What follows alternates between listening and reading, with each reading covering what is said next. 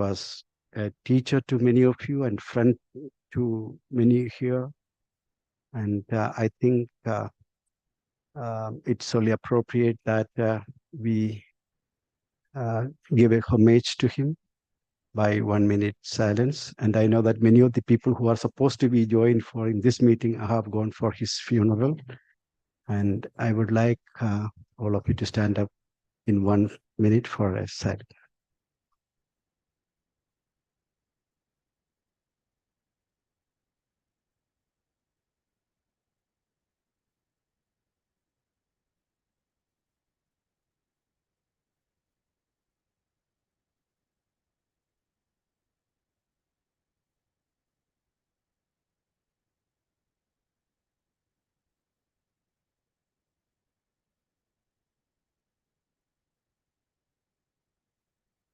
Okay, thank you.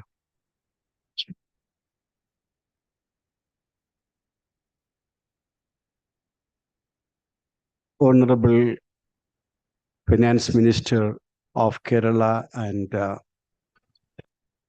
Chairperson of Gulati Institute of Finance and Taxation, Sri K.N. Balagopal, the Speaker of the Day, Professor Deepak Nair, who is our esteemed guest today, respected Professor T.M. Thomas Isaac, the former Chairman of Gift and former Finance Minister of Kerala and currently our distinguished fellow, the governing body members of Gulati Institute of Finance and Taxation, family members of Professor I.S. Gulati, members of Kerala Economic Association, some of the distinguished faculty of Gift. I note the presence of Professor Kakwani from Australia, among others. Students and faculty from Department of Economics, University of College of Trivandrum, Women's College, faculty and students of Gift, ladies and gentlemen. I am very much happy that we have today with us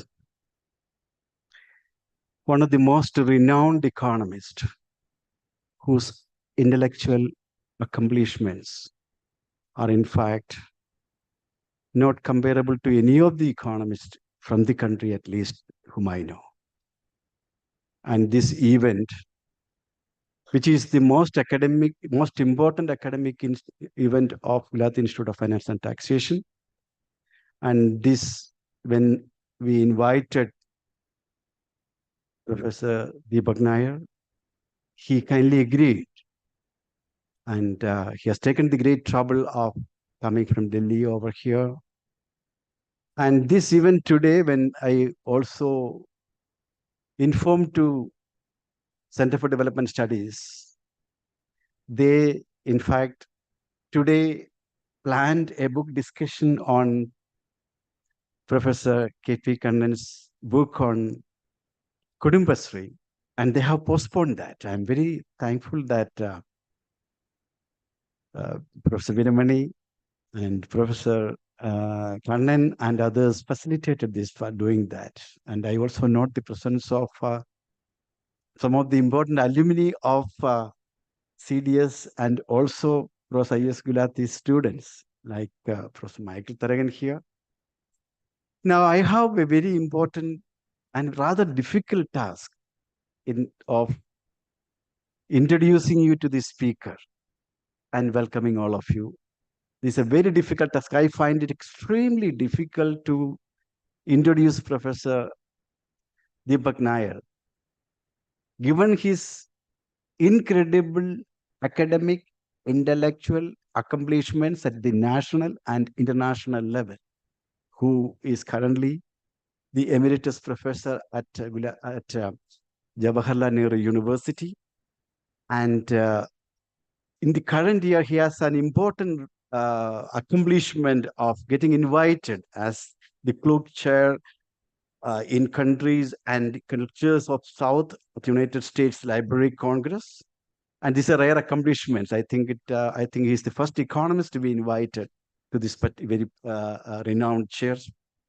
And he's the chair on the board of studies of the Institute of Development Studies at Sussex. And he's the honorary fellow of Balliol College, Oxford, distinguished fellow at Center for CSDS in New Delhi, and distinguished, and so many other accomplishments which he currently holds. And he, Professor Deepak Nair, studied in St. Stephen's, Delhi University, Oxford, and taught at Oxford, IIM Calcutta, Jawaharlal Nehru University, and he was also the Vice Chancellor of Delhi University. An IAS at age of 22, and resigned thereafter within 4 years. And he also served as advisor to Commerce Ministry, Chief Economic Advisor to the Government of India, and Finance Secretary at the most difficult time of India during 1989-91. And his earlier positions, if you look at, was a distinguished fellow at the New School of Social Science Research, served as the chairman of Wider Helsinki, vice president of the National Association of Universities, vice chairman of South Center Geneva, and the board of directors of Social Science Research and Council of the United States. And the list is numerous. And of course, he has been a member of numerous important commissions and committees at the national and international level. And when you talk, the important things to list is the member of the Knowledge Commission and member of the World Commission on Social Dimension of Globalization. And he was the board of directors of numerous organizations, that include State Bank of India, Exim Bank, Steel Authority of India, to list a few. When it comes to his academic accomplishments, his academic interest and research interest, that ranges from economic growth, microeconomic stability, macro policies, industrial policies, industrial and economic liberalization, human development, migration, and in each and every area that he has worked on, published highly read books by highly international publishers. I think when it comes to his journal association, number of journals, his editorial advisory board, I take the pride and taking this occasion to thank you, sir, for being one of the advisory board members of Innovation and Development, along with, of course, Professor Mathiasen and Professor T.M. Thomas Isaac Isia. And in terms of recognitions, numerous, Vikarvi Prowse, Malcolm Adisheshaya Prize, to list a few. Sir, I think if one needs to talk about you, it goes on and on. At least 24 books which he has published. I encourage all my young colleagues to visit his website. And his presence should be a major point of dreaming for you people, I think. But an academician should be able to accomplish. And here is a role model for all of us to follow. So I know that we have been communicating for the last 6 months, and he was very kind enough to join us and taking all the trouble of, sir, traveling in a Vistara second-class ticket.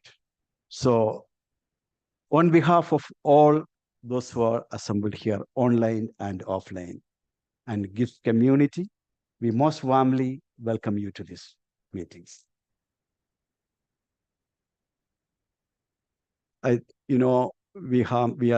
are having an innovative experiment by our government, the Nava Kerala Sadas, which means the whole cabinet is interacting with people at grassroots level. And I understand that the cabinet, including our honorable chairman, is in Trichur. He wanted to join, and in fact, morning he said that he will try to join, but 3:30 the meeting has actually started there. I'm not very sure he will be able to join. But on behalf, and I know that when I remember when he took over as chairman, in his my first meeting with itself, he was talking about the crisis in Greece, and then he was talking about the crisis in Sri Lanka. These are matters and the global economic changes, which is a matter of much interest to him. I know he would have been here. Otherwise, he has not joined. But on behalf of all of you, let us welcome Sri Ken Balagopal to this meeting. This meeting is going to be moderated by respected Professor T.M. Thomas Isaac. He is guiding spirit for all the faculty and students over here. And I'm not going to introduce him, but to say the one thing that, in his recent book, Another World Possible, the first paragraph, in fact, sets a broader context in which how the world order has changed. And he is very optimistic in that book from Kerala, what one could learn. I think we could not have at this juncture got a better person to moderate this, and he has kindly agreed to moderate this session. Sir, I most warmly welcome you for moderating this session. We have a number of uh, online and offline participants. As I said, a special word of welcome is to go for our faculty and students from Center for Development Studies. And we have the alumni of CDS. I already mentioned Professor P.K. Michael Tarigan, who is having a meeting tomorrow, but he came all the way today for this meeting. And I note the presence of Darli, and I note the presence of P.C. Mohanan for another account.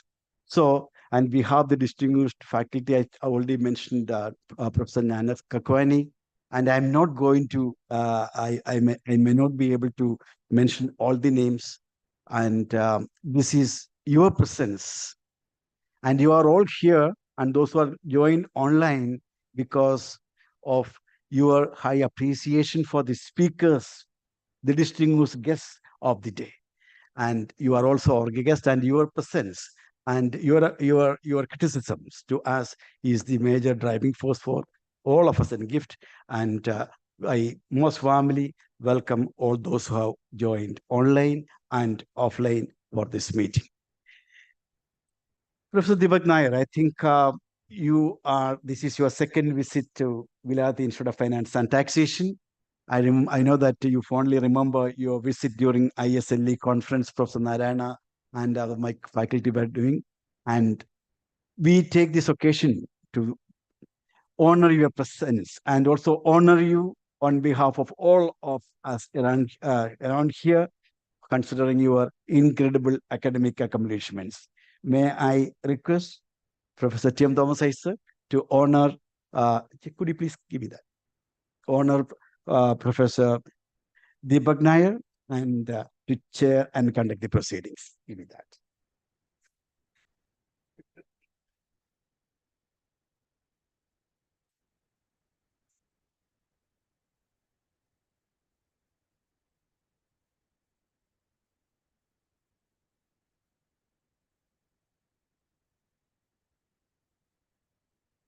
Thank you. Thank you.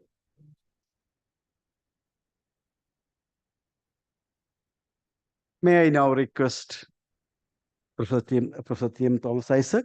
He will be introducing. I think you cannot get a better speaker better person than Professor T.M. Thomas Isaac to introduce Professor 7thGulati to the younger generation and also to conduct the proceedings.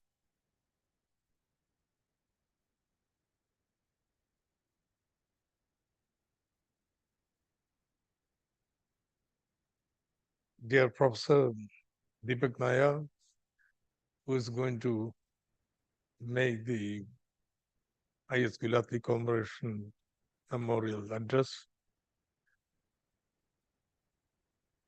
Professor Joseph and very distinguished colleagues from Center for Development Studies. and dear teachers and students. This is the 7th Professor7thGulati commemoration lecture. Professor Gulati's brilliant career has been very intimately linked to Kerala's development. At the very, perhaps, start of his career, in 1957, he came to Kerala. A band of very brilliant young people, Professor Ashok Mitra, Professor Ashok Rudra, Satyabrata Sen, all of them together to help the new communist ministry in Kerala, a new democratic experiment in Kerala. And Professor Gulati has written a number of articles at that time after the budget presentation called Behind the Kaya Curtain, not iron curtain or bamboo curtain, but behind the wire curtain. Well, there was a break. Then in 1972, he came back to Center for Development Studies when it was founded. And he has been in Trivandrum till his last. And for 10 years, the planning board vice chairman. And I worked with him first as a student, as a colleague, and as a member of the planning board while he was the vice chairman.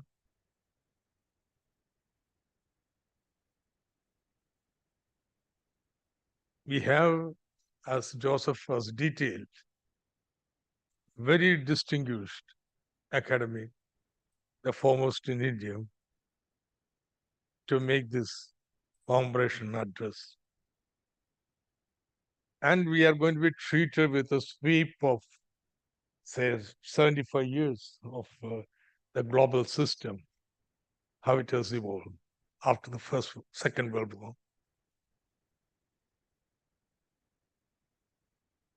The global system has undergone fundamental changes. And also Deepak Nair, I think, saying that that's not the end of history. The present, there are so many contradictions that are brewing, what he terms as quiet crisis, manifestations of which are very ready there for everyone to see. To me, the widening inequality, the growing rupture between the nature and the society, the regional wars that are abundant despite that the alternate system is gone, and so on. There has to be a change, cannot continue, is unsustainable. So I am curious, just as all of you, to see his prediction of what is going to be 2050. That is what you have promised. I don't want to stay in the way. Perhaps after you make address, definitely I will join with the people here who are participating in the discussion. Please, sir, take the stage.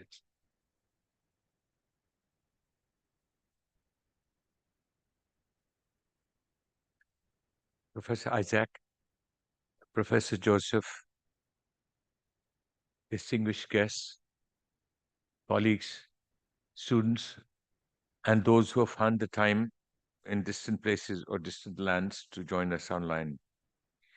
At the outset, I would like to thank GIFT, especially Professor Joseph, for this invitation.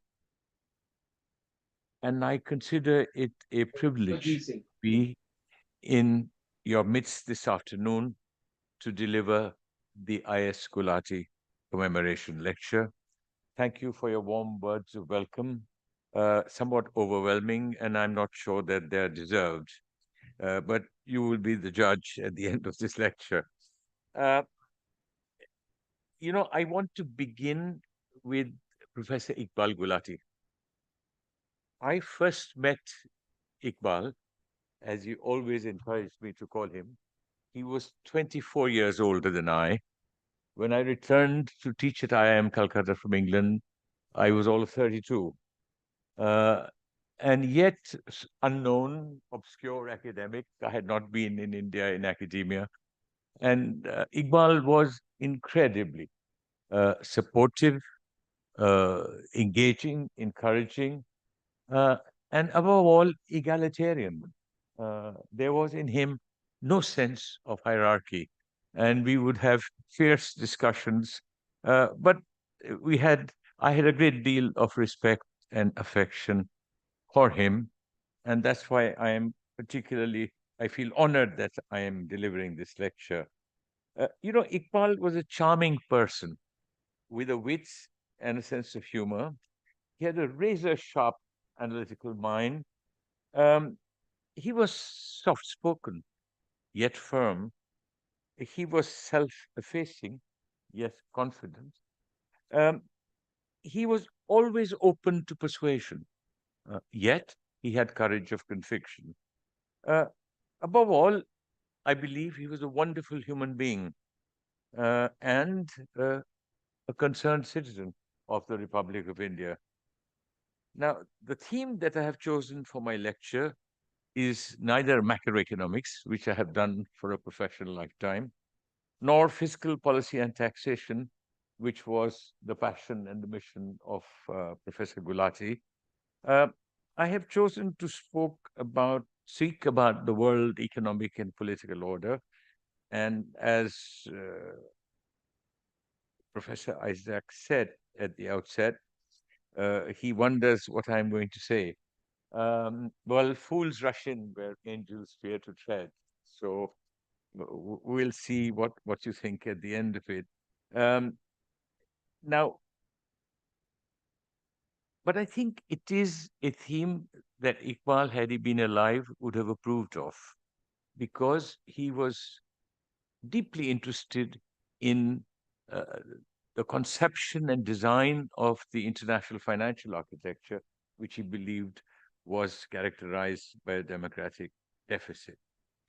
Um, but there is also another reason why I have chosen such a theme. Uh, First, as I have grown older, I've had two attributes. I have attempted to look at the big picture. That's the first. Because I believe that the big picture is not about joining the little dots as our children do at school, because the whole is not only different from, but is also sometimes larger than the sum total of the parts. And second, I guess uh, I have, with the passage of time, moved to work much more at the intersection of economics, history, politics, law. And those who are familiar with my work would know that my last two books have really had this big picture view of centuries in time and continents in space. So if an alibi was needed, I have one. Um, Now, the existing world order at any juncture in time reflects the balance of economic and political power. It can change over time as an outcome of decisive shifts in this balance, but history reveals that such changes are few. This is because the evolution of a world order is a slow process that may span a century or even longer, so that transitions from one to the next can stretch over decades. For this reason, a long term historical perspective is essential, and I will begin with that. The early 19th century was a turning point for the world. It was the beginning of the end of Asia's overwhelming significance in the world economy, and it was the beginning of the rise of Europe, in particular Great Britain, to dominance in the world. For almost a century, from the late 1850s to the late 1940s, the sun never set on the British Empire. The early 20th century was the next turning point. It was the beginning of the end of Britain's dominance, and it was the beginning of the rise of the United States to dominance in the world. This process spanned half a century. The transition from Pax Britannica to Pax Americana was complete by 1950. At the end of the Second World War, which brought destruction and chaos across the globe, the United States sought to construct a new world order that was largely in place by the late 1940s. It was based on global rules and international institutions in a quest for broadly free international markets, essentially underwritten by American economic strength and political power. This world order, which, which has spanned 75 years so far, is not without its limitations and flaws. Yet, it has managed to preserve the peace between superpowers in the Cold War era and in the world as a whole since then. There have, of course, been geographically bound conflicts, in many of which big nations have lost small wars, particularly the United States and the former Soviet Union. It was also conducive to decades of rapid economic growth, unprecedented in history, even more so in the era of markets and globalization that began in the 1980s, which improved living standards for ordinary people in the industrial North and lifted billions out of poverty in what is now called the Global South, although it was associated with a very rapid, almost exponential increase in economic inequalities between countries as well as people. The world has changed slowly, yet significantly, during the past 75 years. Soon after the end of World War II, at the beginning of the post colonial era, there were two sharp divides in the world: East West divide between the communist and capitalist countries, and the North South divide between rich and poor countries. The distinction between East and West vanished with the collapse of communism in the USSR and Eastern Europe in 1990 as capitalism emerged triumphant. The world of competing ideologies was replaced by a world with a single dominant political ideology, uh, a phenomenon that Francis Fukuyama described as the end of history. The world of competing ideologies, now the distinction between North and South has also become more diffused with the passage of time as reality has unfolded during the past quarter century. This process began some time ago, but is now more discernible. Even so, perceptions have changed slowly.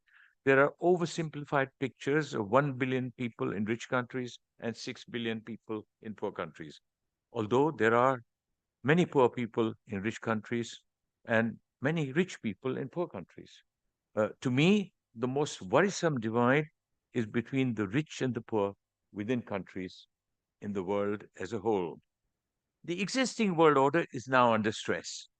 The first 2 decades of the 21st century have witnessed a discernible change in the balance of global economic power.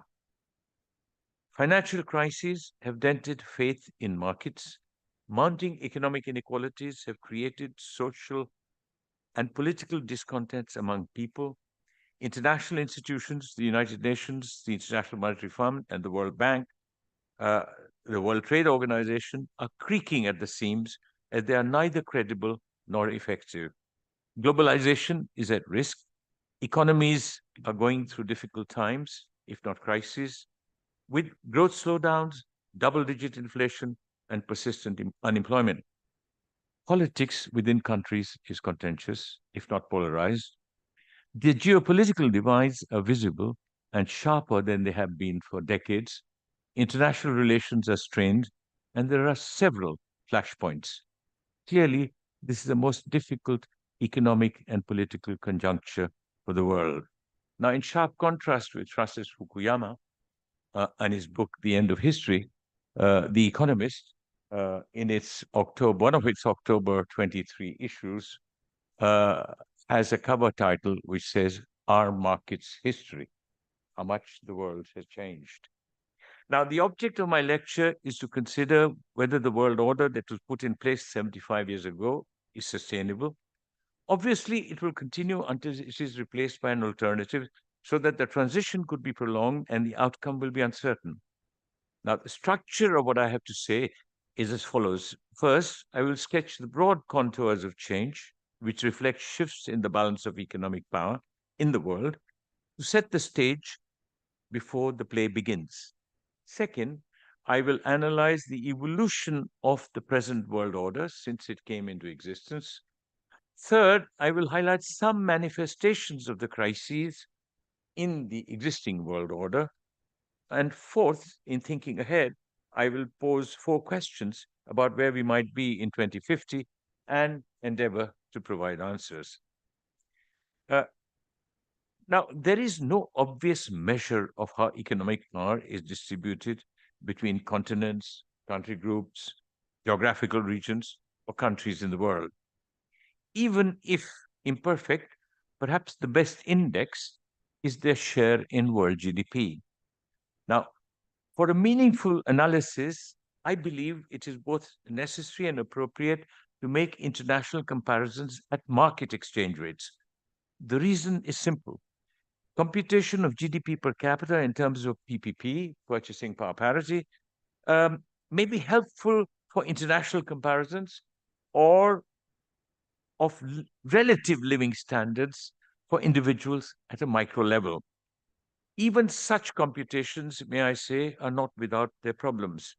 Consider, for example, uh, a barber in Mumbai who works in the Taj Hotel to live at home in Dharwi, as compared with the barber in New York who works at a salon in Fifth Avenue in Manhattan and returns to live at home in Queens or the Bronx. Now, their incomes might be similar, although I think they're not in PPP terms, but the living standards of the barber in Mumbai are almost certainly much lower than that of his or her counterpart in New York. However, I can live with that. Uh, it is it is neither necessary, it is neither appropriate nor correct, even if it is fashionable to add up GDP in terms of PPP across countries and then compute shares, which is what everybody and their grandmother are now doing. It is indeed deceptive because these estimates are based on an artificial upward adjustment in the price of non-traded goods and services in developing countries. This leads to an upward bias in PPP GDP estimates for developing countries. Therefore, I believe it is most appropriate to consider shares in world GDP at market exchange rates. In an ideal world, we should have considered the entire period since 1950. Alas, it's not possible because comparable national account statistics compiled by the UN are available only from 1970. Now, I don't use PowerPoints as a rule. I much prefer the spoken word.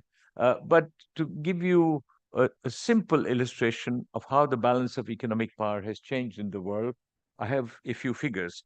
Now, figure 1 outlines the changes in the share of 3 major country groups, once described as East, West, and South in world GDP at current prices at market exchange rates for selected benchmark years at quinquennial intervals from 1970 to 2020 and the 2 latest years thereafter, during the period 1970 to 22.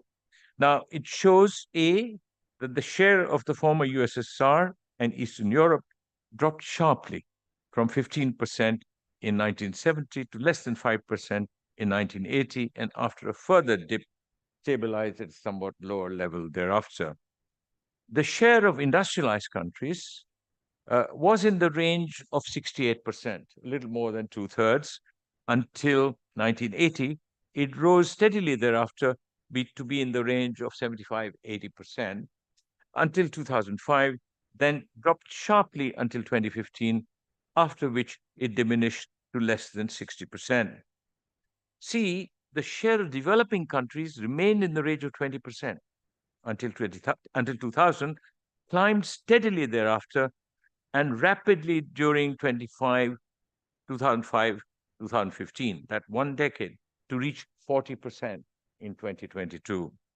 Now, figure 2, can we move to the next, presents the distribution of world GDP by geographical regions. North America, Europe, West, North, and South taken together, Eastern Europe and the former USSR, what I call industrialized Asia, that is Japan and Israel, developing Asia, Latin America, and Africa.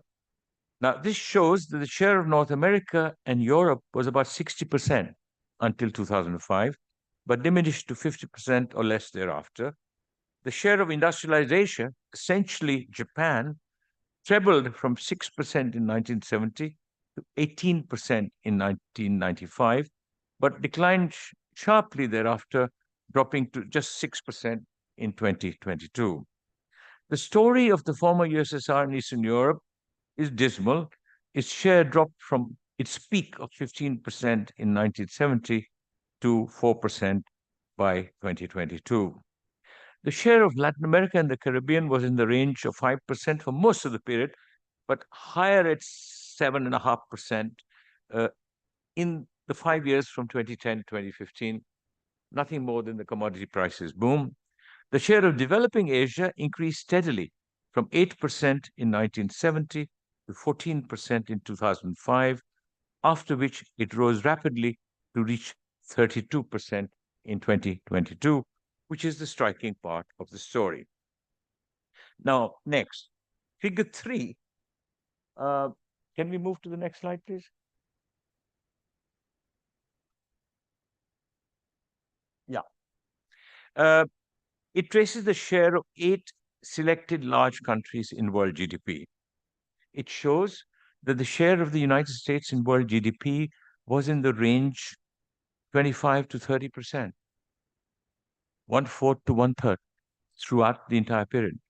The story of Japan is a sharp contrast, as its share rose from 6% in 1970 to 18% in 1995, but dropped sharply to just about 4% in 2022.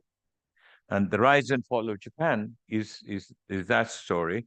The share of France and the UK fluctuated in the range 4-5% until 2010, diminished thereafter, while that of unified Germany also dropped from 8% in the 90s to around 5% by 2010, and down to 4% by 2022. The share of Brazil remained mostly in the range of 1 or 2%. The share of India was also in the range of 1-2% until 2005, but increased to 3.5% by 2022. The stunning rise of China is the story of this figure, the orange line. In 1990, the share of China was about the same as that of India and Brazil in world GDP, but it increased steadily to 5% in 2005 and rose rapidly thereafter to reach 18% in 2022. Now, next, please. Table. Okay.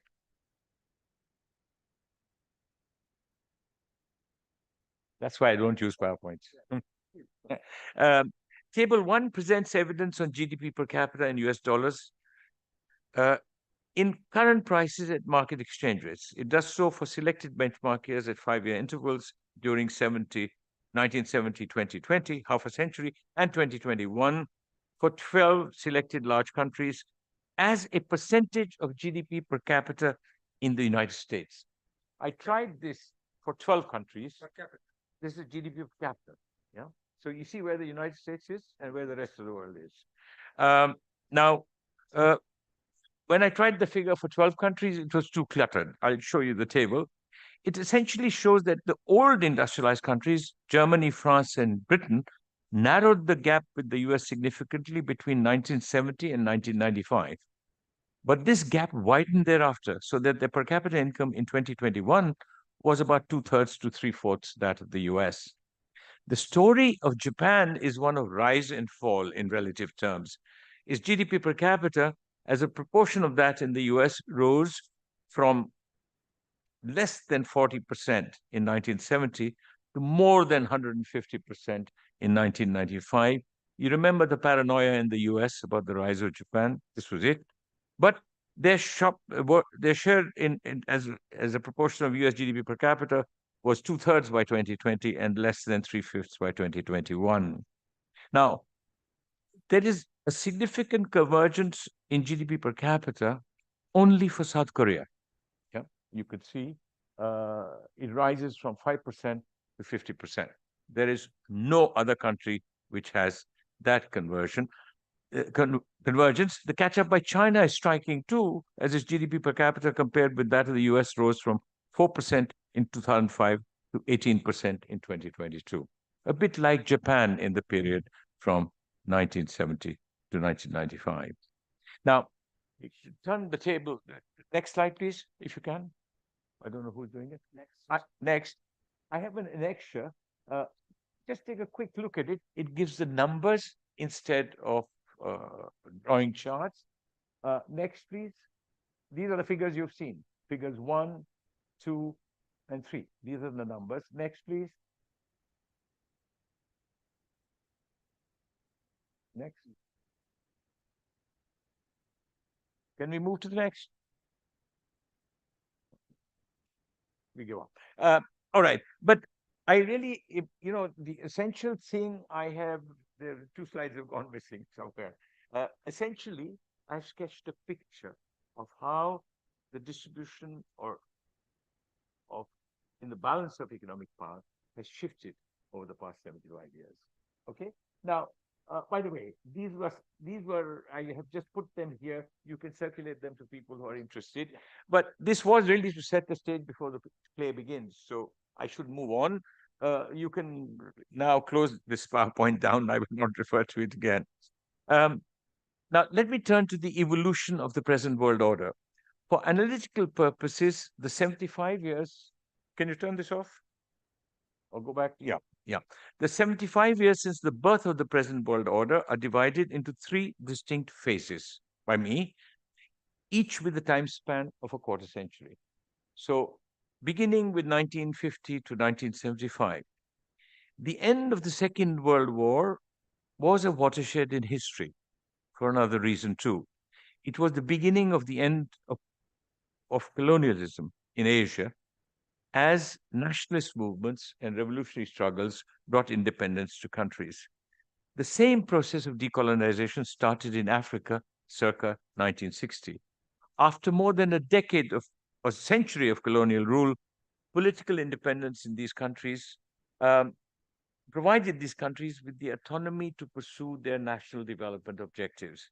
But the economic interests of European countries in the erstwhile colonies, access to resources and markets remained alive and strong in the post-colonial era, often played out in Cold War rivalries, as their governments sought to protect European capital and firms in Asia. The British did not give up hope for a superpower status until the Suez Crisis of 1956. The French also had illusions until their empire in Asia and Africa was intact. However, the pretense was hollow. It did not last long. The outcome of World War II ultimately led to a recognition, followed by acceptance of United States leadership, as both Britain and France relied on its support to manage conflicts that arose in erstwhile colonies or elsewhere in the world. It was a period that witnessed a decline of 2 major colonial powers, Britain and France. In this context, it is worth noting that the United States was somewhat different from its European partners insofar as it has long practiced imperialism, but without colonialism, except in the Philippines, perhaps because it was conscious of its own past as a British colony. But it was not new to imperialism, as it had created networks of client states in Central America and the Caribbean in the early 20th century. In the post-war era, the United States extended its sphere of influence similarly, economic and political, in South America. Now, the period from the late 1940s to the early 1970s has been described by some economists as the golden age of capitalism in the West. For the United States in particular, it was a period of sustained economic growth supported by high defense spending and sensible countercyclical macroeconomic management, where full employment was the main objective, combined with a shared economic prosperity. Now, this was, in a sense, the aspirational American dream, driven by the idea of equal opportunities for all. It was no surprise that the United States emerged as the dominant economic and political power in the world. Now, during this quarter century, the United States actively supported post war economic reconstruction, not only in countries of Western Europe that were its allies, but also of Germany and Japan, as both reindustrialized to complete their economic recovery by 1970. For Europe, far-sighted political leaders, Adenauer in Germany, de Gaulle in France, were the catalysts in the European quest for peace. The Treaty of Rome, signed in 1957, led to the establishment of the European Economic Community.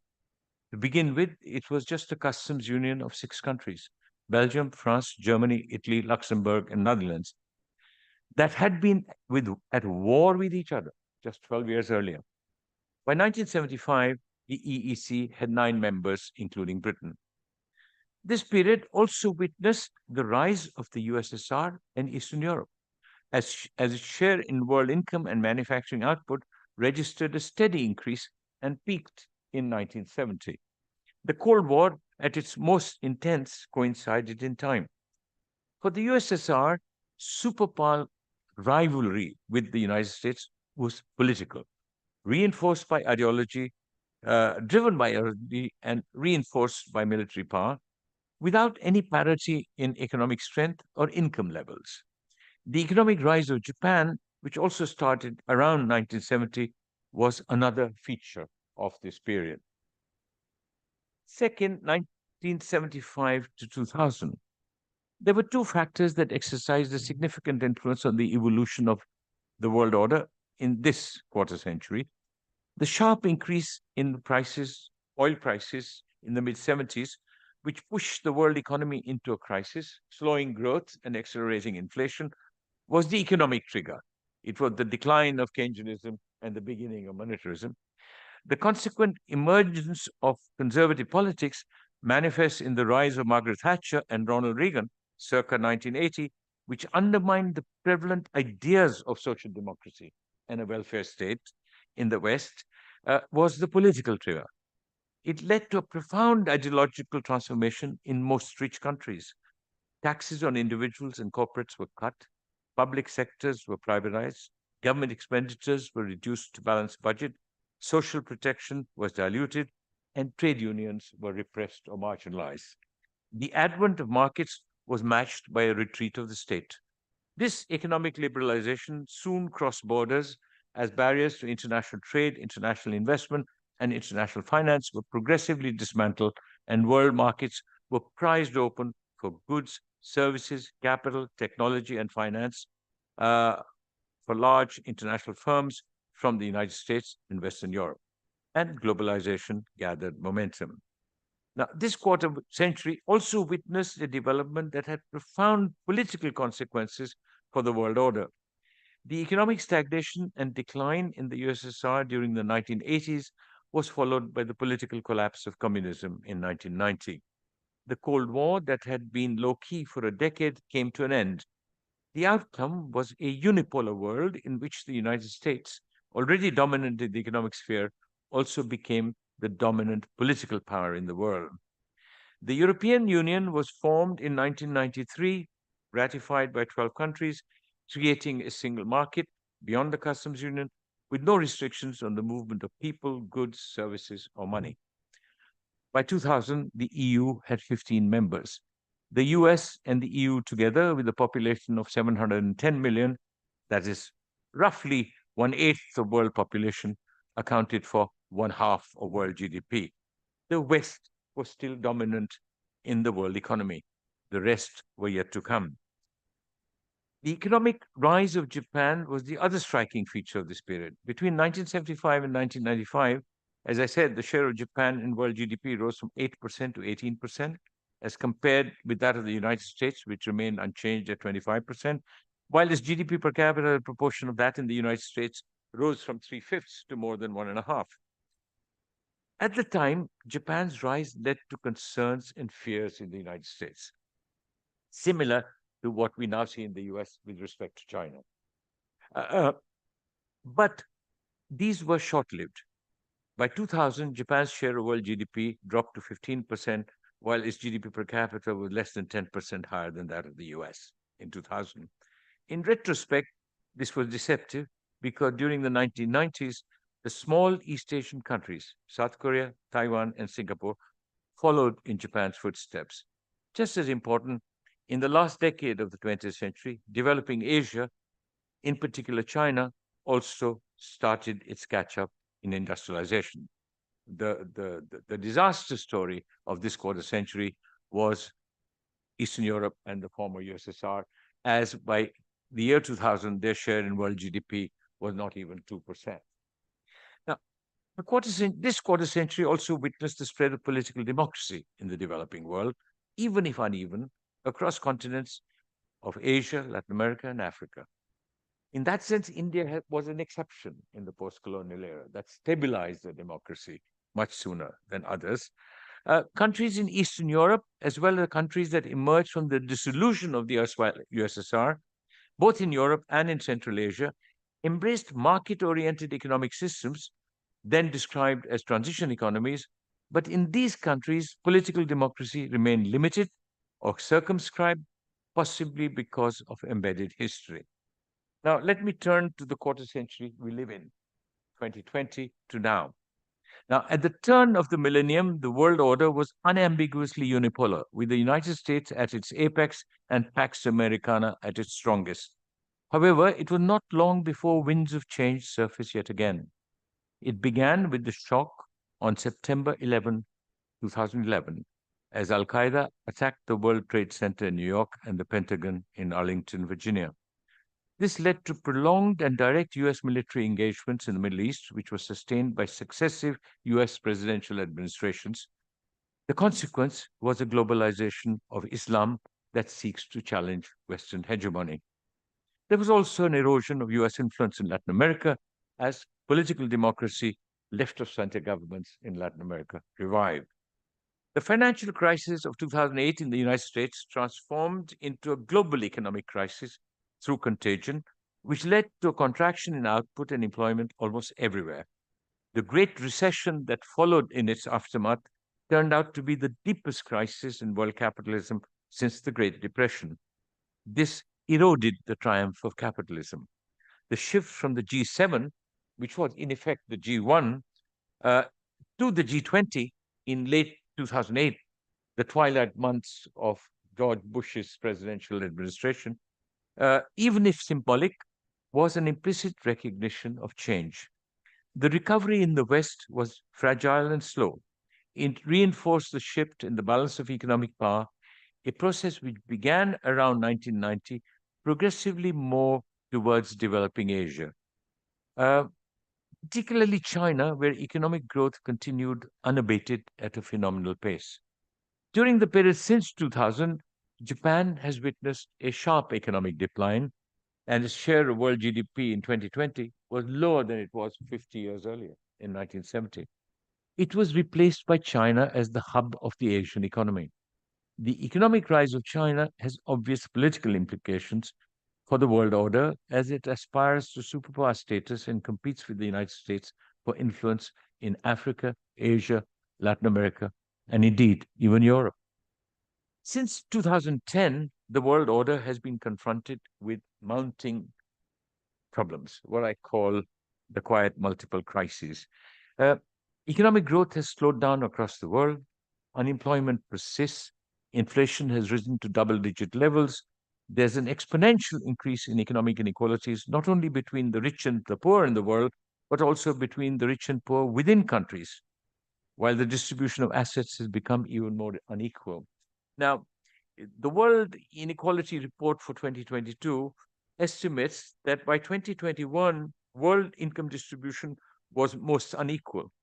The share of the top 10% of the world's people in world income was 52%, of which the top 1% had almost 20%, while the share of the bottom 50% was a mere 8.5%. The distribution of wealth was far more unequal. The share of the richest 10% was as much as 76%, of which that of the top 1% was almost 40%, uh, while the share of the poorest 50% in the world's wealth was a minuscule 2%. Inequality in income and wealth distribution between people within countries has reached similar levels almost everywhere. China and India are now amongst the most unequal countries in the world. Now, among countries, the benefits of prosperity created by globalization have accrued essentially to a small number of industrialized countries and a few emerging economies in the global south. The consequent discontents among people have led to a political backlash. Economies might have become global, but politics remains national. Uh, the most common manifestation is resurgent nationalisms, riding on populist or chauvinist sentiments. In industrialized countries, there's a growing disillusionment with mainstream political parties challenged by populist anti establishment movements, national populist political parties, or xenophobic political leaders who exploit fears about openness and immigration as a threat to jobs. The story is very similar in developing countries. Um, as nationalist populist parties or leaders challenge or oust incumbent governments, exploiting religious beliefs, ethnic divides, or rampant corruption.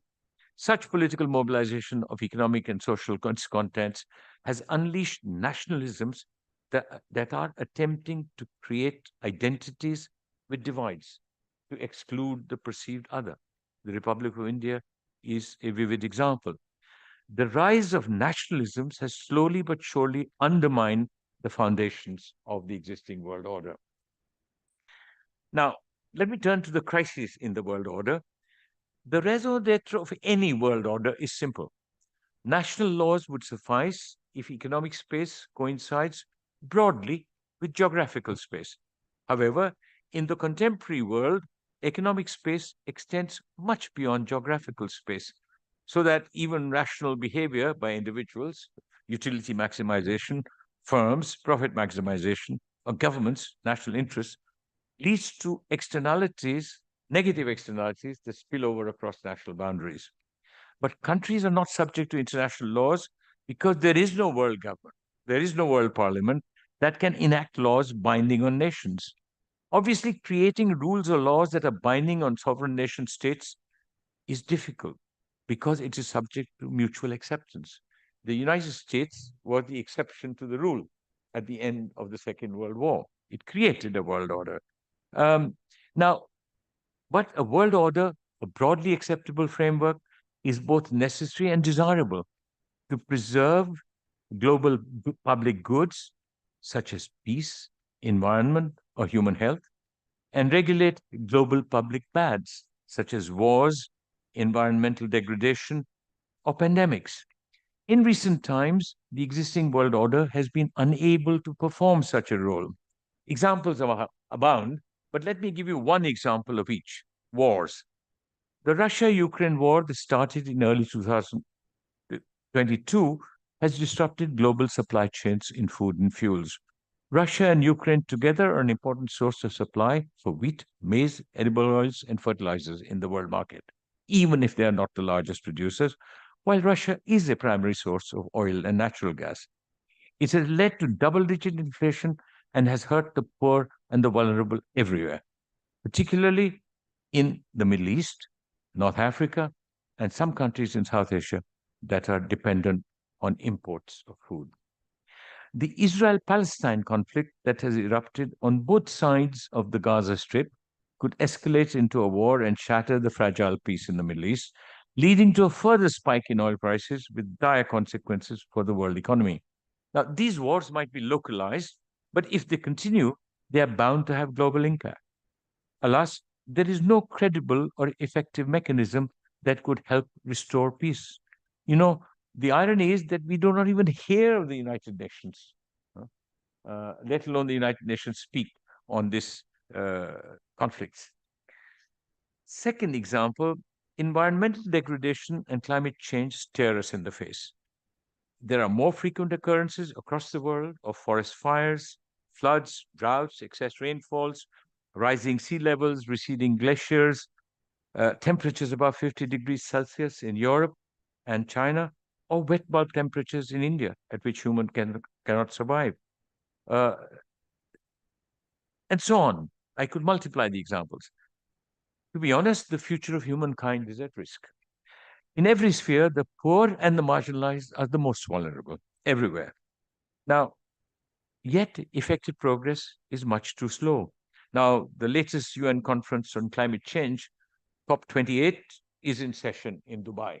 You would have read about it. It is meant to scrutinize actions on pledges made in the 2015 Paris Agreement. And every country will wax eloquent in comfort because there are no binding obligations that are to be met in the distant future. What is more, if, as the polls predict, Donald Trump is elected president in November 24, he will probably withdraw from the Paris Agreement, as he did in 2020, which was reinstated by Joe Biden. The US is the world's largest emitter of greenhouse gases.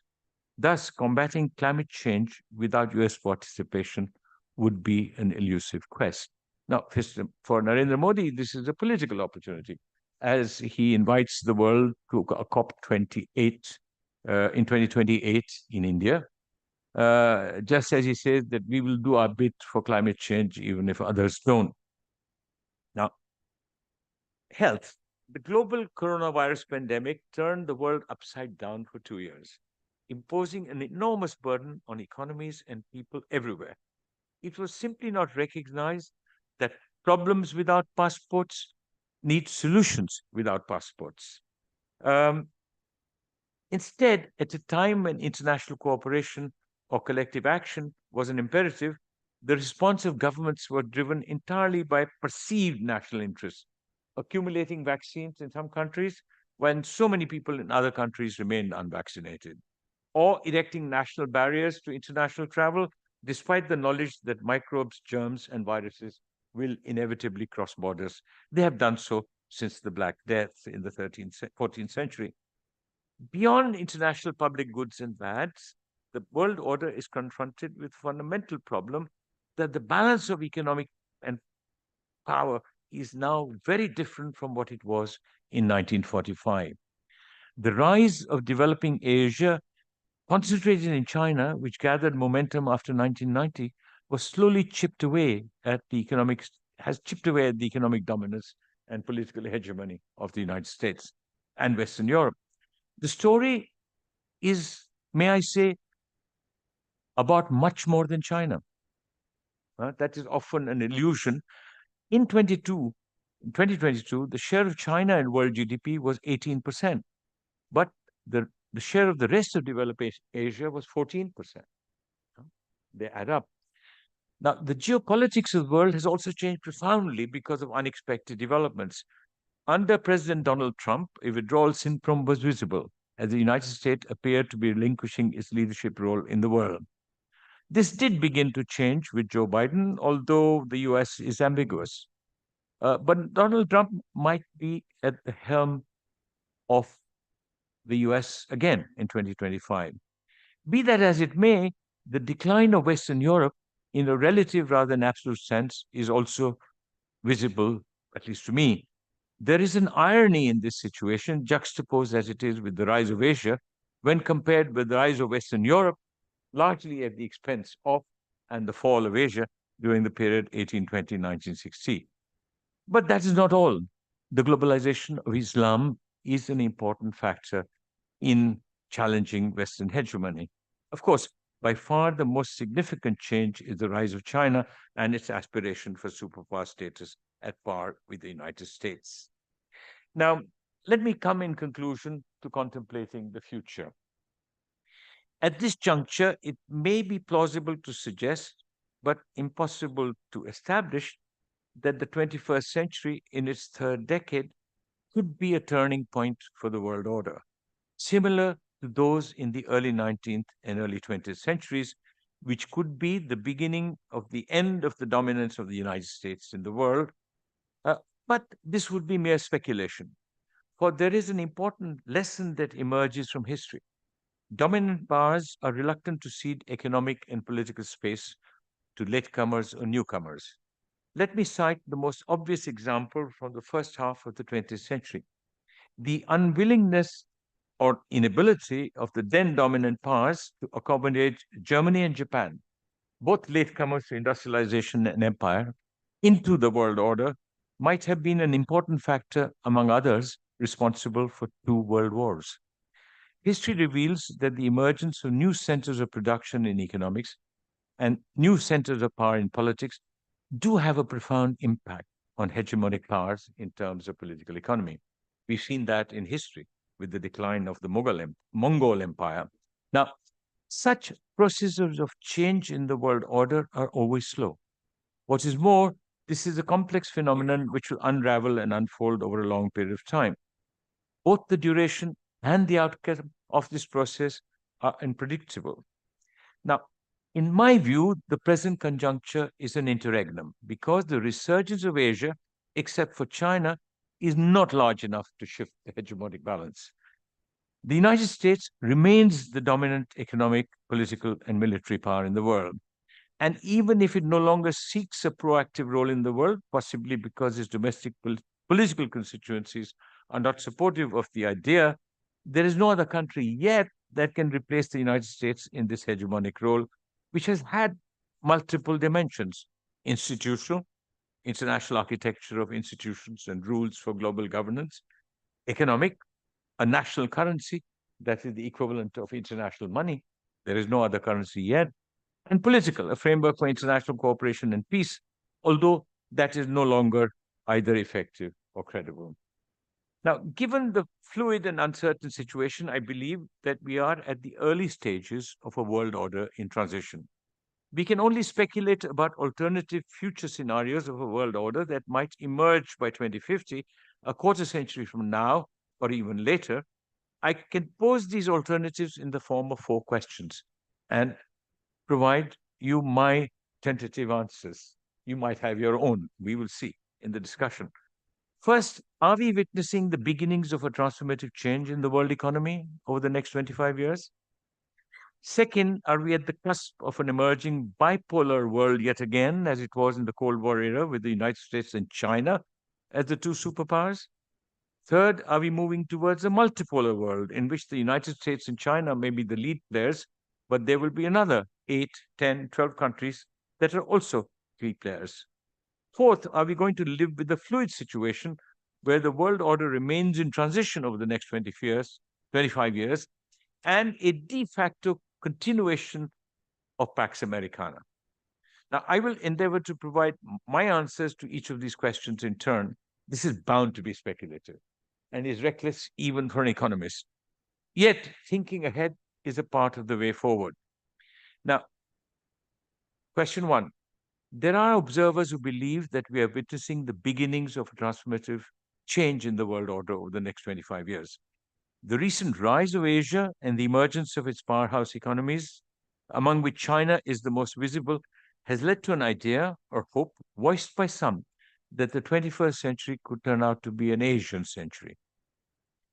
The parallels drawn are with Great Britain in the 19th century and the United States in the 20th century, when the dominance of these countries was reflected in politics, economics, and even culture. There can be little doubt that circa 2050, a century after the end of colonial rule, Asia will account for at least 2/5, if not 1/2, of world income, and will be home to about 3/5 of people on Earth. It will not only have an economic significance, which was a reality in 1820, but also political significance in a world that would have been difficult, if not impossible, to imagine 50 years ago. Think of Gunnar Myrdal and Asian drama. Now, in terms of income per capita, however, it will be nowhere near as rich as the United States or Western Europe. Thus, Asian countries such as China, India, and Indonesia will emerge as world powers, but without the income levels of rich countries. Asia will not have the dominance that Great Britain did in the past, or the United States has even now, straddling the economic sphere and the political realm, stretching even beyond those to culture. We must remember that Asia is a continent of 48 countries with a total population of almost 5 billion that stretches across a vast geographical and cultural space from East Asia through Southeast Asia, South Asia, and Central Asia to West Asia. Given this heterogeneity, juxtaposed with this contradiction and conflicts, it's difficult even to imagine a Pax Asiana. For the same reasons, I believe a Pax Sinica is just as difficult to imagine. In my view, therefore, and many people disagree with me, the idea of an Asian century is hyperbole, and it is not a possible or plausible prospect. The idea that we are at the cusp of an emerging bipolar world yet again, as it was in the Cold War era with the United States and China as the two superpower rivals, this time around, competing for their respective spheres in the world, is more plausible and requires more systematic analysis. In this lecture, I can only provide my intuitive assessment of this hypothesis based on political reasons. Or not quite political, economic, social, but are plausible. Now, at the outset, it must be recognized that for the USSR's superpower rivalry with the United States was essentially political. It was driven by ideology. It was reinforced by military power. There was almost no economic engagement between the United States and the erstwhile Soviet Union. In sharp contrast, the Chinese economy is interlocked with the American economy through international trade, international investment, and international finance. Indeed, more than 50% of China's massive foreign exchange reserves are held in the form of US dollar bonds and government securities or short-term treasury bills. Now, recall John Maynard Keynes, who once said that if you owe someone £1,000, it's your problem. But if you owe someone £1 million, it's his problem. Now, so that China's sort of interlocking with the United States does not seem to be, to me, creating space for a bipolar world again. And there are, I will, in Q&A, if there's time, I will respond to that, because I don't expect the rise of China to continue at the pace we have witnessed in the past 2 decades. Things are changing, and things are changing rapidly. Now, the notion of a bipolar world, and that's what I will hint at now, is often based on projections of GDP, which are simply linear extrapolations based on assumptions. Goldman Sachs, OECD, lots of financial firms. But the real world is not simply about the arithmetic of compound growth rates. The critical determinants of growth underlying such projections are 3: population, productivity, and the exchange rate. Now, for China, its surplus of labor is exhausted and its workforce has peaked. So that economic growth will depend now almost entirely on productivity increase. And that is estimated by most analysts at about 3% per annum, which is good. If that is lower, growth will slow further. Similarly, any fall in fertility rates will have the same effect and dampen growth. Because remember, populations can stabilize or populations can decline. So if fertility rates fall with working population that is peak, it could happen. Just as important, such projections of catch-up in GDP are very sensitive to assumptions about prices, particularly the exchange rate. If appreciation of the Chinese yuan is less than expected, the catch-up will be deferred further in time. In most projections over time, the catch-up is being pushed further into the future. Goldman Sachs, OECD, number of others at one point said China will overtake the US in GDP in 2025. Then it became 2035. Now it's 2050. Now, there is a firm called Capital Economics reported in The Economist, which suggests that China's economy will peak at 90% of US GDP in 2035 and lose ground thereafter. So in a sense, they are not saying so, but what happened to Japan and its share of the world economy could well happen to China for reasons that are similar. And, the Chinese economy is going through a very difficult time. Some people observe that it is experiencing long COVID. Yeah? But beyond economics, the most important underlying assumption in all these sort of extrapolations, projections, is that the political system in China will be a continuation of the past 50 years. And that is a heroic assumption. We don't know. In sum, I'm skeptical about the notion of a bipolar world in 2050. The more likely scenario for me in 2050 is a multipolar world where dominance will not be so striking. The United States and China will almost certainly be the leading countries with an economic and political significance in the world. No doubt about that. But I think this group will be larger. Among the industrialized high income countries, it will include Germany, France, and possibly Britain from Europe, as well as Japan from Asia, which taken together account for about 1/6 of world GDP at present, these four countries. It will almost certainly include India and Indonesia from developing Asia, plus Brazil and Mexico from Latin America. Now, beyond these 10 countries, there may be other countries in the group. Mr. Putin would be very unhappy if he heard I did not include Russia in the 10. But Russia, Turkey, South Korea, Nigeria, they're all possibilities. Now, the notion of a multipolar world is also sort of discernible to me in the geopolitical contest of the 21st century, what I call the new great game around the Russia-Ukraine war that is being played out between the US and China in alliance with Russia, seeking support from the rest. Now, The Economist reports that there is a large number of countries, more than 125 in the developing world or the global south, that have consciously not chosen either side, okay? Either the United States or Russia or China. Of these countries, the 25 largest economies sitting on the fence are Argentina. I don't know how the election of Milei will change that. Brazil, Chile, Colombia, Mexico, and Peru in Latin America. Algeria, Egypt, Morocco, Nigeria, and South Africa and Africa. Bangladesh, India, Indonesia, Israel, Malaysia, Pakistan, Philippines, Qatar, Saudi Arabia, Singapore, Thailand, Turkey, United Arab Emirates, and Vietnam. Now, these countries, these 25, account for 45% of world population and 18% of world GDP. They are more important taken together than the European Union. Now, I believe, and I may be wrong, that this decision of theirs is pragmatic larger rather than ideological, because it is driven by self-interest, as each of them seeks to exploit opportunities in pursuit of national interests and development objectives, for which they are willing to transact or bargain with both sides. Now, this approach might appear similar on surface, but is different from the erstwhile non-aligned movement, where the rest decided to be equidistant from the West and the East, capitalism and communism, based on an ideological solidarity in the early post-colonial era. Now, of course, the mere existence of such a multipolar world by itself cannot create a new world order. I would like to see that, but it's not possible.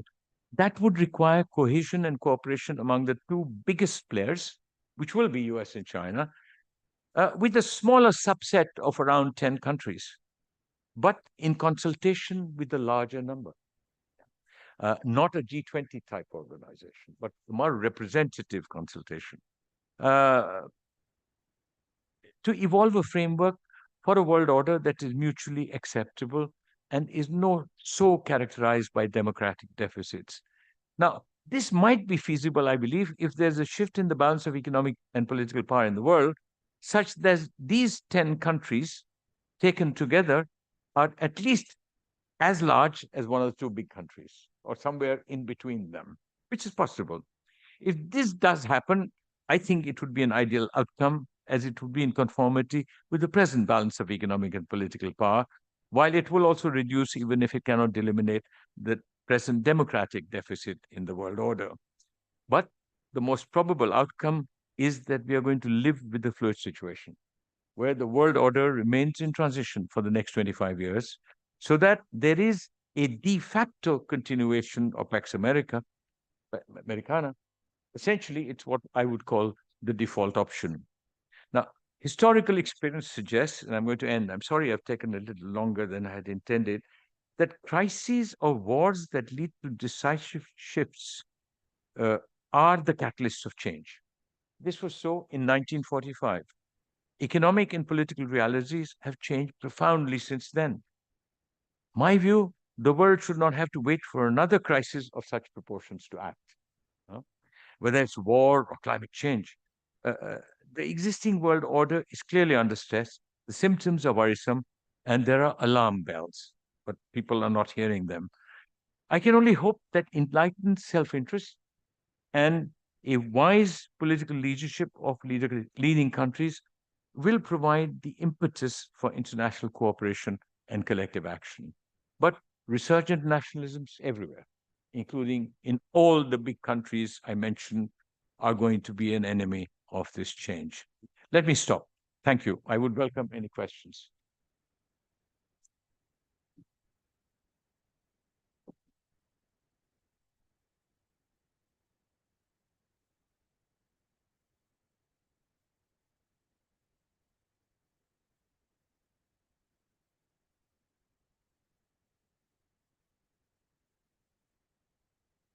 So, how do we proceed?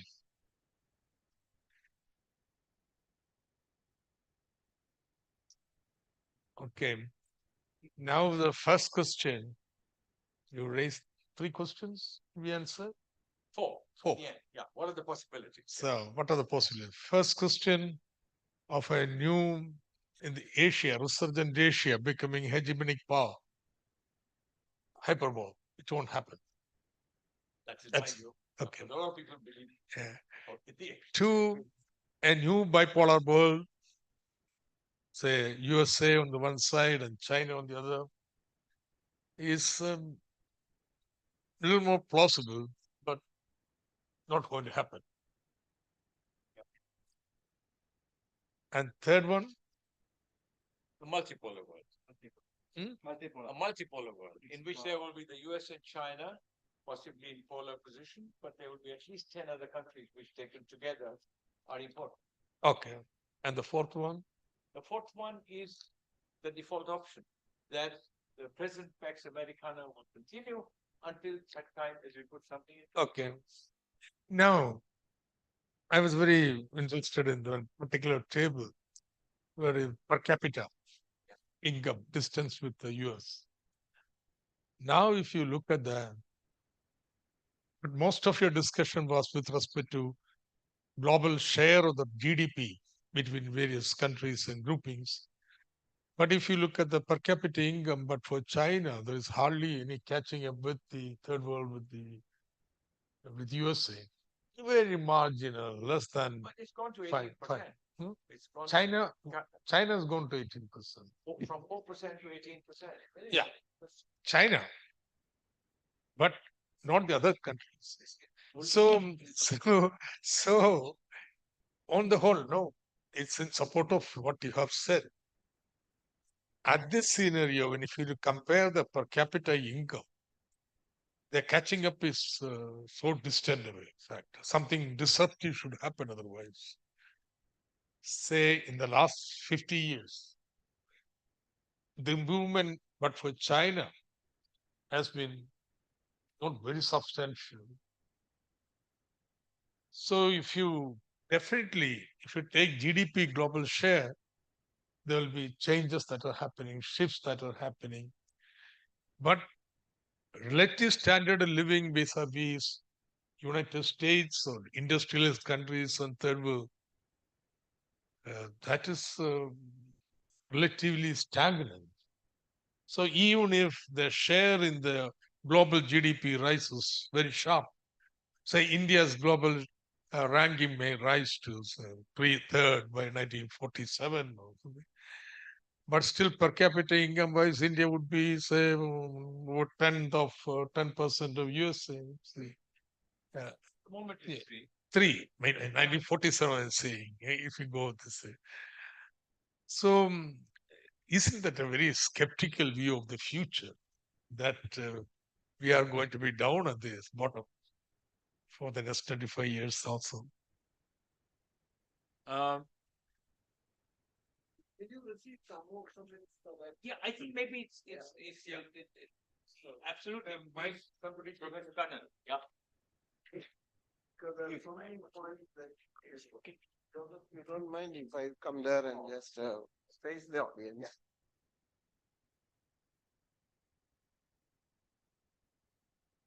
With the permission of the moderator, thank you.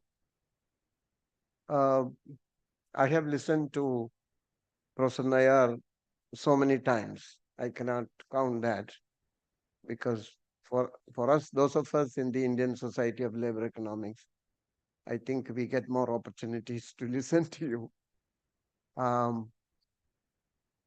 But I think the number of questions or issues that he raised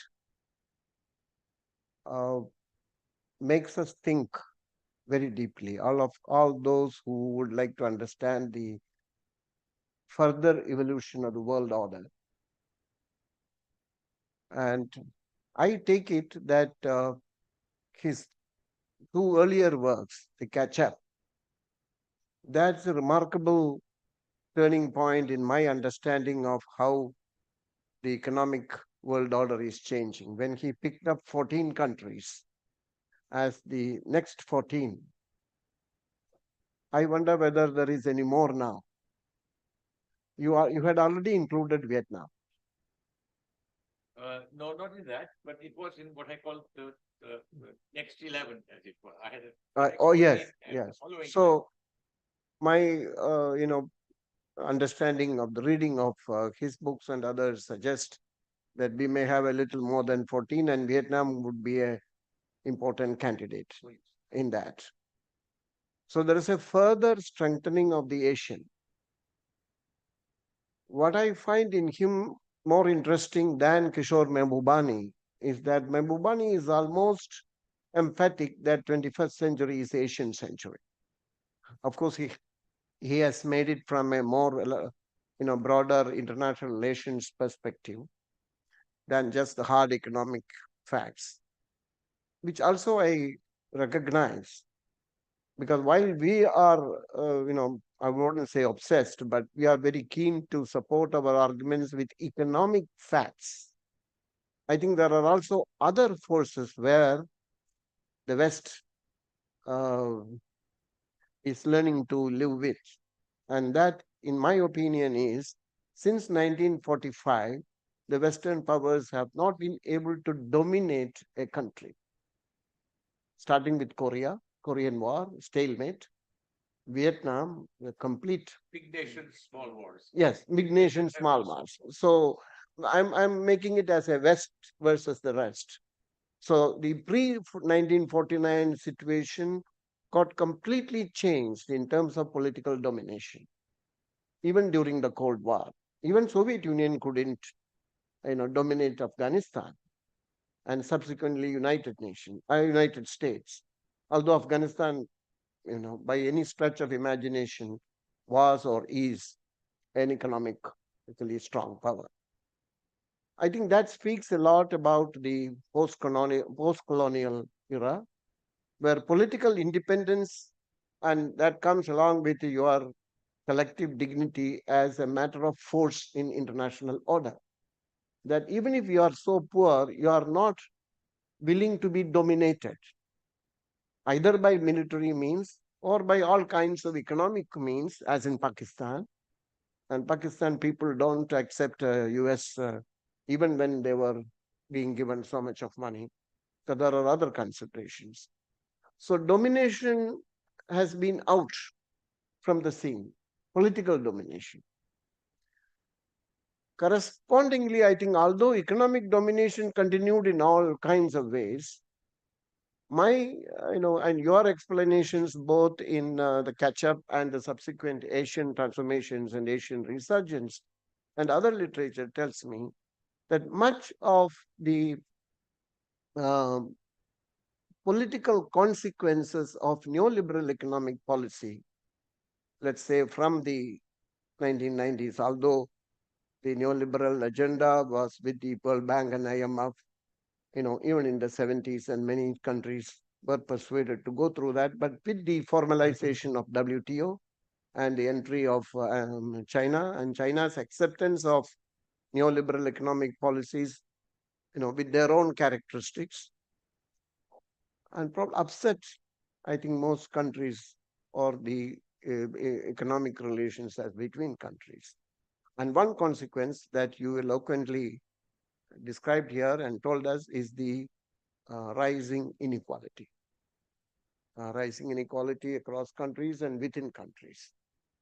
And that I don't know whether it will continue or politically it is feasible, or what are the limits of rising inequality in a world where people, even those without the formal democracy, are resisting. So from a world point of view, as you said, I think everybody probably now accepts that the bipolar world situation is no longer there or feasible. Although one could say that the European and the Americans, along with the Japanese, represent the old West bloc, and Russia and China together now constitutes the other bloc, although there is no Soviet Union. But you didn't say any word about BRICS. What? BRICS. BRICS. And probably there is a reason. I could imagine that there is a problem, given the deep-seated contestation between India and China. How do you really bring together any common decisions? You also did not say anything about the money world, de-dollarization. My feeling is that one of the reasons why United States is still able to continue with their economic upper hand, if not complete domination, is the domination of dollar in world trade, in world economic relations. Even with the new currencies coming, 58% of world reserves are still in dollar. And if I'm right, Professor Nayar, to please correct me, more than 80% of the world trade is still conducted, denominated in dollar price. So that part of it, because if China is able to get that kind of advantage, if their currency, if it is going to be a world currency, then probably whatever the advantages the US have had will come to this side. But that's going to be very difficult. So my understanding is that multipolar world is already emerging in one way or another. And you also said about the countries which don't really now take any explicit sides for their own reasons, although it is not the old kind of non-alignment. And so there is a kind of transition probably. And in this transition, things are not yet clear. And you look at the Ukraine war, the number of countries which refused to condemn Russia, and the number of countries which condemned Israel in the Israel-Palestine conflict. So the anti-Western sentiment among large numbers of ex-colonial countries is still intact.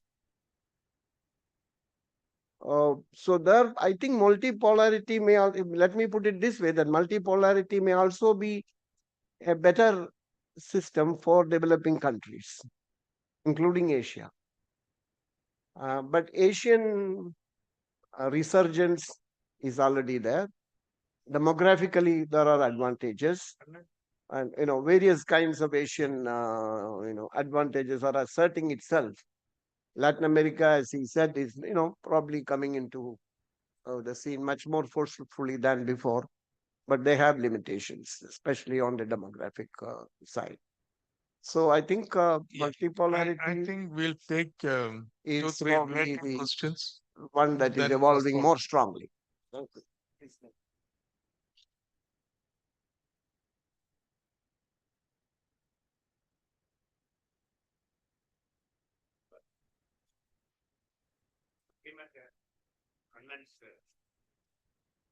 Of the international monetary architecture, where dollar is asked does go. See, in this situation, what is the threat to this international monetary architecture is the issue, which I would like to hear from you.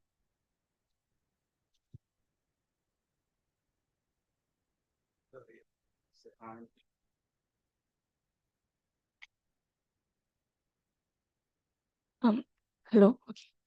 Thank you so much, sir, for your very lucid narrative on the world order and its transformation.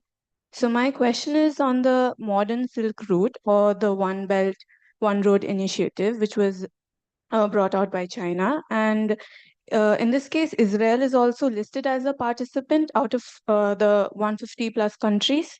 And with its ongoing chaos, this seems like a faraway thought, the whole success of a modern Silk Road.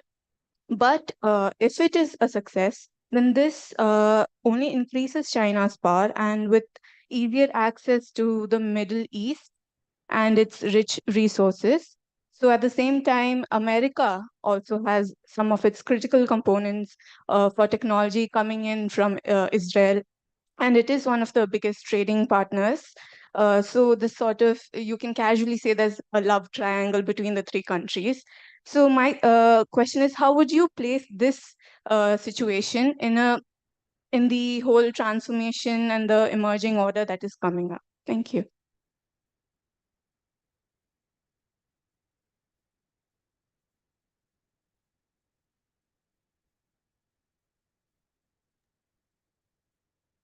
I'll do that. Yeah.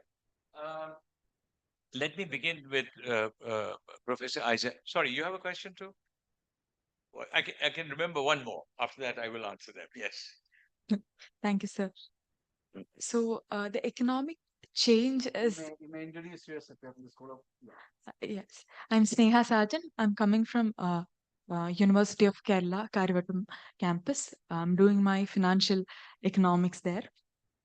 So economic change is inevitable, and that is the thing that finally results to economic growth of a country, as one of the Nobel laureate Paul Romer said. So, but when it comes to reality, we could see the time duration taken by each country to adapt to those changes matter. So, is it the willingness of the world countries to those changes matter in a real sense? That's my question. Okay, thank you. I see 5 questions that have been said so far. So let me respond to them as clearly as I can. First, in thinking about alternative scenarios or possibilities, Professor Isaac summarized the essence of what I said. Let me repeat. I do not think that an Asian century is a plausible idea. To be honest, I think it's a preposterous idea. It comes from a kind of political nationalism, a third worldism. Kishore Mahbubani is a major advocate of this, but it's it's it's it's a non-starter in my view. I think the idea of a bipolar world is more plausible than that of a Asian century. Uh, but we need to recognize 2 important realities. First, and I think Thomas, you said this, you know that looking at shares in world GDP is neither necessary nor sufficient. uh. I just picked one index for the shifts in the balance of power in the world. It's a nice summary measure. But if you look at the United States, it has much more that it is a country that has for 75 years sustained its share in world GDP at 1/4 to 1/3. Yeah? There have been ups and downs, but it has remained in that range.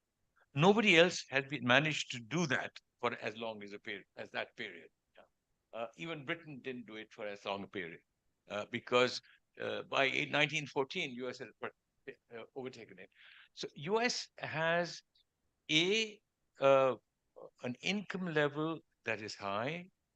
B, it has a kind of embedded strength in its human capital that derives largely from its immigration policies, that it is willing and able to attract the best talent from the world. And the only economy that has recovered fully and actually has a tight labor market after the pandemic is the United States. In Britain, per capita, GDP has not recovered to the level it was in 2019, and they will return to per capita income levels in Britain in 2027 compared to where they were in 2013. Yeah. So the US has a depth in human capital. it has a depth in R&D and technology. A lot of it is being, some of it is being matched by China, and it has military strength. Now, there are people who do international relations who do this. You can look at many dimensions. There is a literature on military strength. That you have to be a large country. You can't be a Luxembourg or a Switzerland to be a military power. You have to be able to have some regional clout. But people have compared indices. And by the way, the countries that come out on top on those indices in that order are US, China, Russia, India.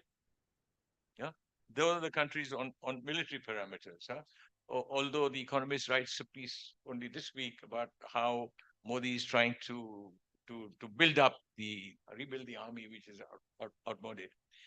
But at the end of the day, I think the US has a lot more economic, military, and political strength. What Donald Trump will do, I don't know. But institutions that are 250 years old are much easier to preserve than institutions that are 75 years old. I mean, but that's one thing.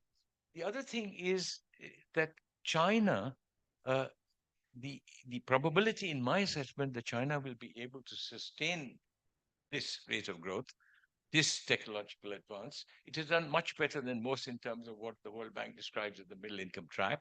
But it has not made the transition in the sense yet that the Republic of Korea has made or the Taiwan has made. It has not made that transition yet in terms of a capacity to innovate.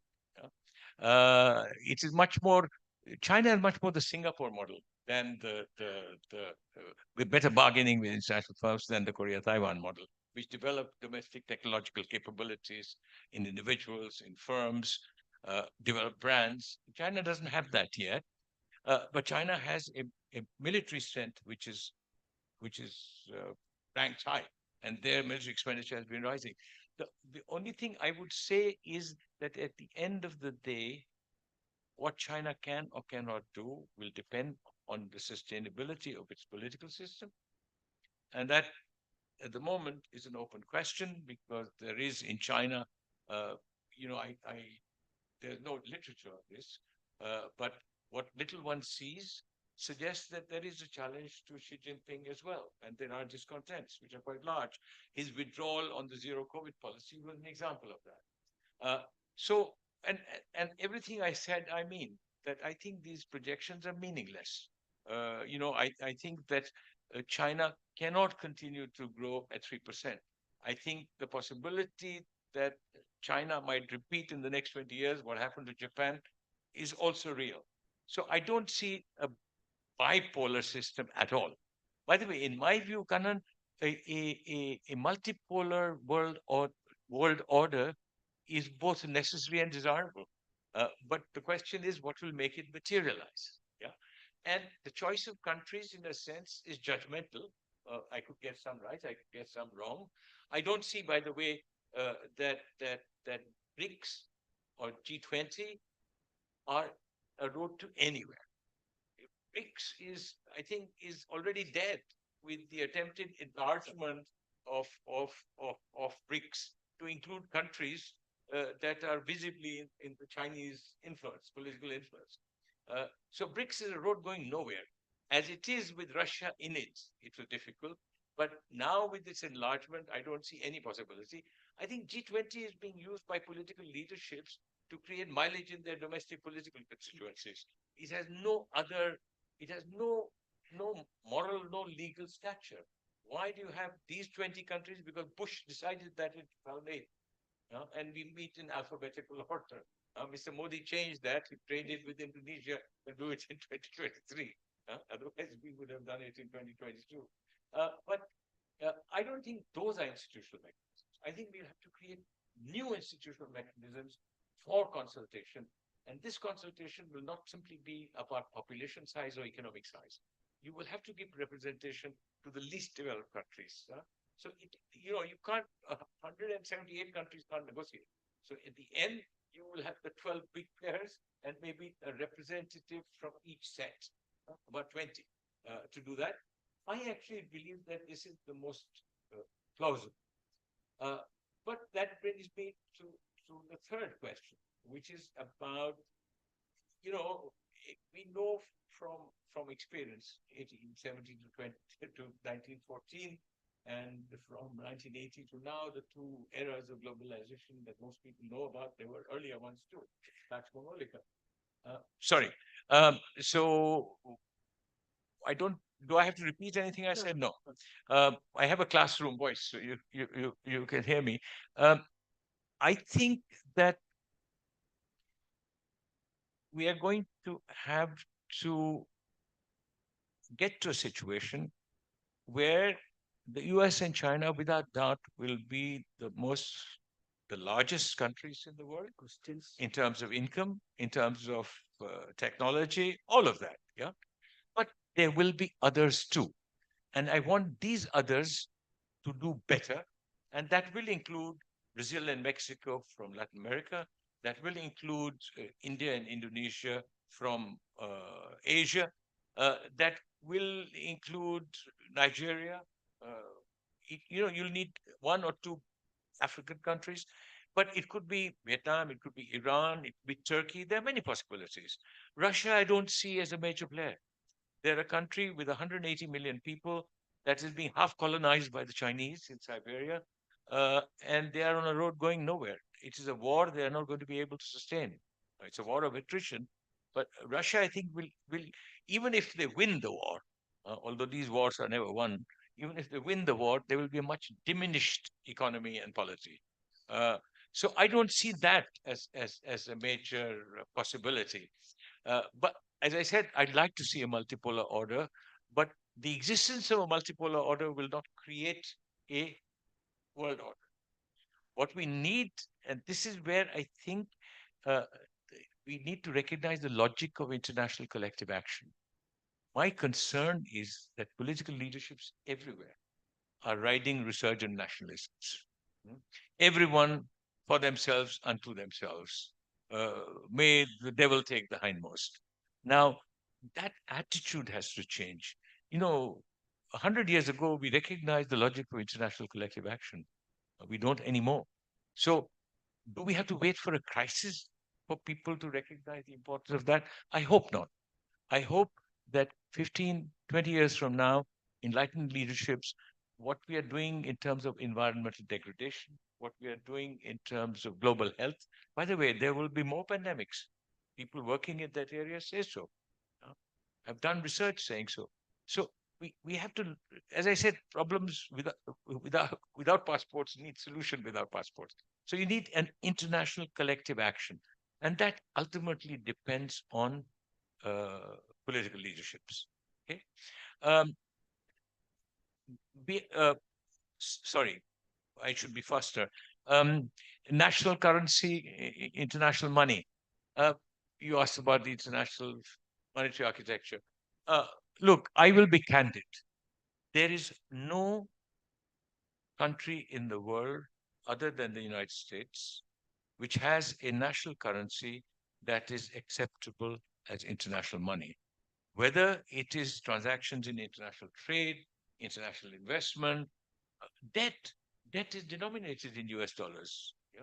Even for the poorest countries, it's denominated in US dollars. The reason is that the US is willing to run large current account deficits. Yeah. Look at the amount of US dollars that the Chinese are holding, that we are holding. Yeah. They're running large current account deficits year after year after year, so that the world, they're happy to let the world hold their dollars. By the way, it's the only country which doesn't borrow abroad. It can borrow through intermediation in domestic capital markets. So that's what was called the benefit of seigniorage. They have it. So let me finish. Now, the thing is, there is no other country. And by the way, the European Union tried, but the European Union was too conservative. They were not willing to run current account deficits, either Germany or Japan. And Japan has got into this sort of spiral deflation, and look where that's taken them. Yeah. So I don't believe there is any other national currency which can play this role, not in the foreseeable future, in my judgment. Yeah, whether an international financial sector exists or not, people will trade, companies will invest, debt will be denominated, and that will be done in terms of the US dollar. Okay, so at the moment there's no, and yuan doesn't have a prayer as an international currency. No, no. Three, the Belt and Road Initiative, forgive me, I think is neither here nor there. It doesn't matter. For the Chinese, it's about exporting excess capacity in infrastructure, and it has created uh, problems of external debt for the poorest countries that are unsustainable. It had led to a situation in Sri Lanka where the Chinese actually exercised their veto in the IMF. IMF could not give the money to Sri Lanka. Right now, this is Pakistan, the China economic corridor has come to an end. You know, the Belt and Road Initiative run into huge difficulties. It's run into huge difficulties, and for China, President Xi, it was a means of kind of displaying his power. You know, Mr. Modi has his own ways of how important we are in the world. He also it was showing how important we are, but it was exporting excess capacity. There was nothing they could do with that, and it was the worst form of tight aid that came with political conditionality. You know, so if you're the Democratic Republic of Congo, you would worry because you know the conditions of that agreement are really horrendous. They're almost neo-colonial. So I don't think that is a way forward. World world community. You talked about a world community. Yeah, in a sense, it's. I mean, is there a world community? Is it made up of governments? Is it made up of civil society? Is it made up of people? You know, the problem with international organization today is that the countries are represented only by their governments. Yeah, you need more voices in that. Yeah. So we'll go into the second round. Online. Yeah, we'll go into the second round. Now, at the conclusion of first round, let me reformulate your argument. Your position is that, like Spain and Portugal being overtaken by England, Holland first. England and continental Europe, and then after First World War, US rising to hegemonic power and consolidating itself for the Second World War period. After that, there is no chance of a new hegemonic power rising before 2050. No, that's the one. So there is no hegemonic power change. And you don't even envisage a bipolar situation. But I do envisage a multipolar. That's it. So instead of that, there will be a multipolar system. There will be a number of countries chipping away from the hegemonic power, various things. Okay. That's the argument. Now, it is also evident from your presentation. Therefore, the standard of living difference between the hegemonic power and industrialist countries, if they are not hegemonic, and the former colonial countries would be still continuing to be very large. Okay. And secondly, it will continue, the hegemonic power will be continuing to have wars, regional wars, to control the regions, keep them underway. See, there's strategic. Now, why should there be war in, say, entire Middle East? Say that. You didn't say. I did say that, but I would disagree with it. Okay, you disagree with that. Okay, that is then taken away. So this is the position that we are now. Therefore, now the second round, who are online, somebody direct them. Professor Kakwa. And A.B. Jose will come. Yes. Put them online. Yeah. No, it's not. There's nothing on. Nothing on. You're asking. Anything in the chat box? Nothing in the chat box. Nanak, please. Is he able to hear us? Uh, we see Professor Kakwani, Professor Govindarao, and others, and Jose Chathukulam and all there. And if you have any questions, please raise it right now. Are you muted, Professor Kakwani? No, no. Okay. If Can you have any can you questions, hear me? yeah, we are able to hear you. Yeah, we are hearing. Okay. Shall I start? Please. Okay. Professor Nair, I enjoyed very much your lecture. You covered very nicely the economic and political world order. But now the world has become highly globalized. The world is all very much connected, and any small war can have huge impact on the world economy. For instance, you can see that the Ukraine and Russian war, it's created huge problems for the world economy. I mean, even it increased the, uh, hunger and all that in many African countries. So, and recently, this war between Israel and Hamas. So Israel is saying that, okay, we cannot get Hamas, so let us go and kill the innocent Palestinians, So, all these wars, the innocent people are killed in large numbers, in millions.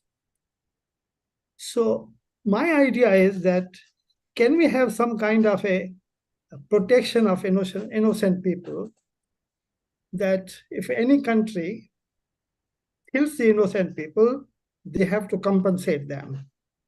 So can we, can United Nations pass such a resolution that, full-fledged, full-fledged army in Israel, they go and, kill, so many millions of, about, I don't know how many people, millions have been died. Not millions, but how many thousands of, Palestinians have died. So what do you think about that? That how to protect innocent people? Should United Nations pass some resolution to force the countries who are attacking the innocent people to compensate them? I've got that. Thank you.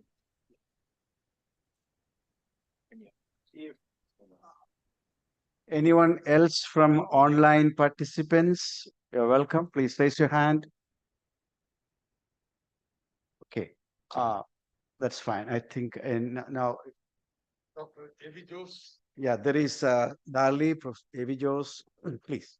Can ask. Mike. Okay. Good.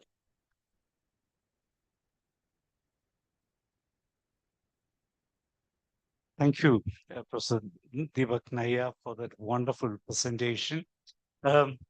Right from the beginning, I had this apprehension. You were trying to give us a very, very pessimistic scenario of the consolidation of the hegemon, unipolar world where there is unlikely to be any change down the road in the foreseeable future.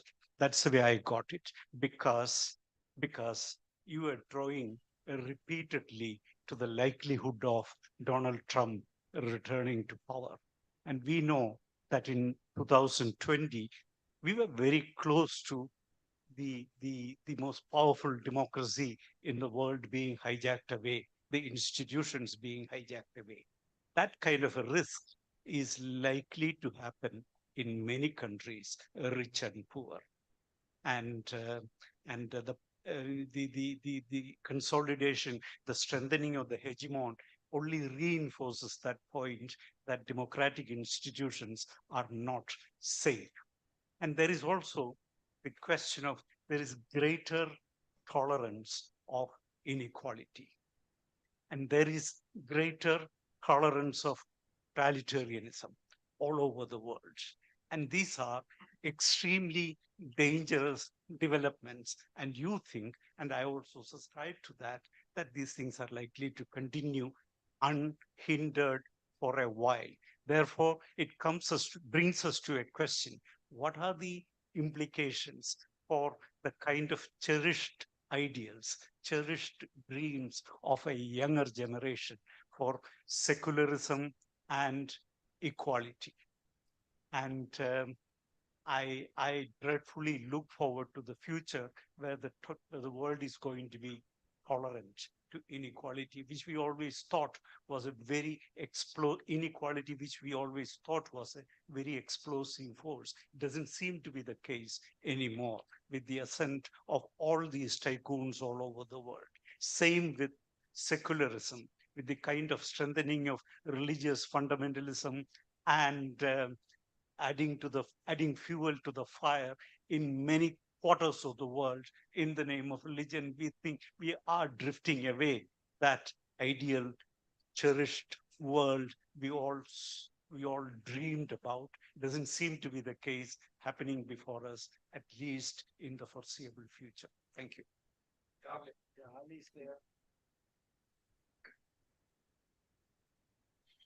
Thank you, Professor Nair, for a very insightful and interesting lecture, sketching out the polarities of the world, or polarities we can expect in the coming 25 years. But I was just wondering if we could go beyond polarities and discuss a world without zero polarities. Would that be something that we can dream of or envisage for example, in the next 100 years or even before? If we are to imagine such a zero polar world where everybody is egalitarian, has the same level of social, political, and economic power, what are the preconditions for getting there? And I think this will be an interesting starting point for discussions for thinking about such a world. Thank you.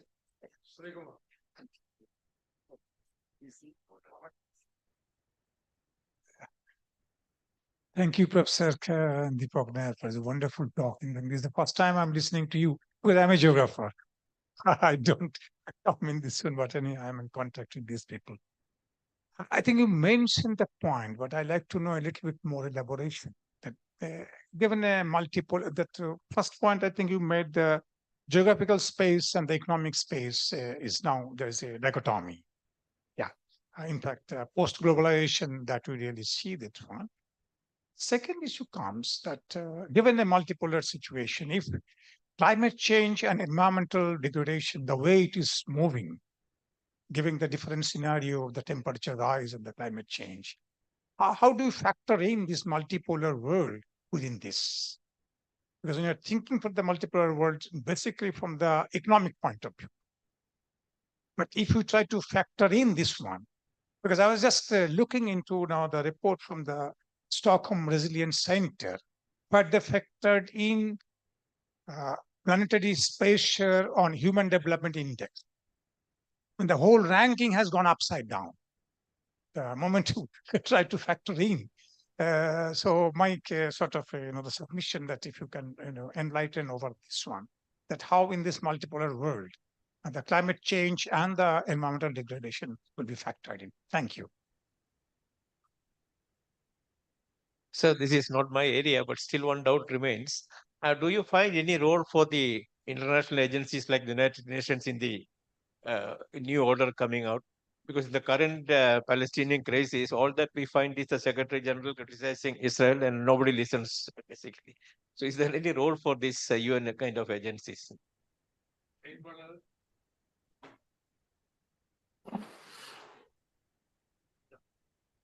Okay, two persons. Hello. Thank you for your great presentation, sir. I have no questions. This one is my suggestion. The new world order may be envisioned in a very broader perspective because the emergence of artificial intelligence advanced robotics, genome mapping, etc. It creates a possibility that the new world order may not be limited within the planet Earth. The interplanetary or space domination will determine who will lead within the circumstances of Earth. So that factor must also be considered while envisioning the new world order. Because Ingenuity helicopter is also flying in Mars now itself. We are planning to go back in Moon again, and Artemis is on the way. James Webb Telescope is also mapping the universe, its multiverse. So in this situation also must be considered.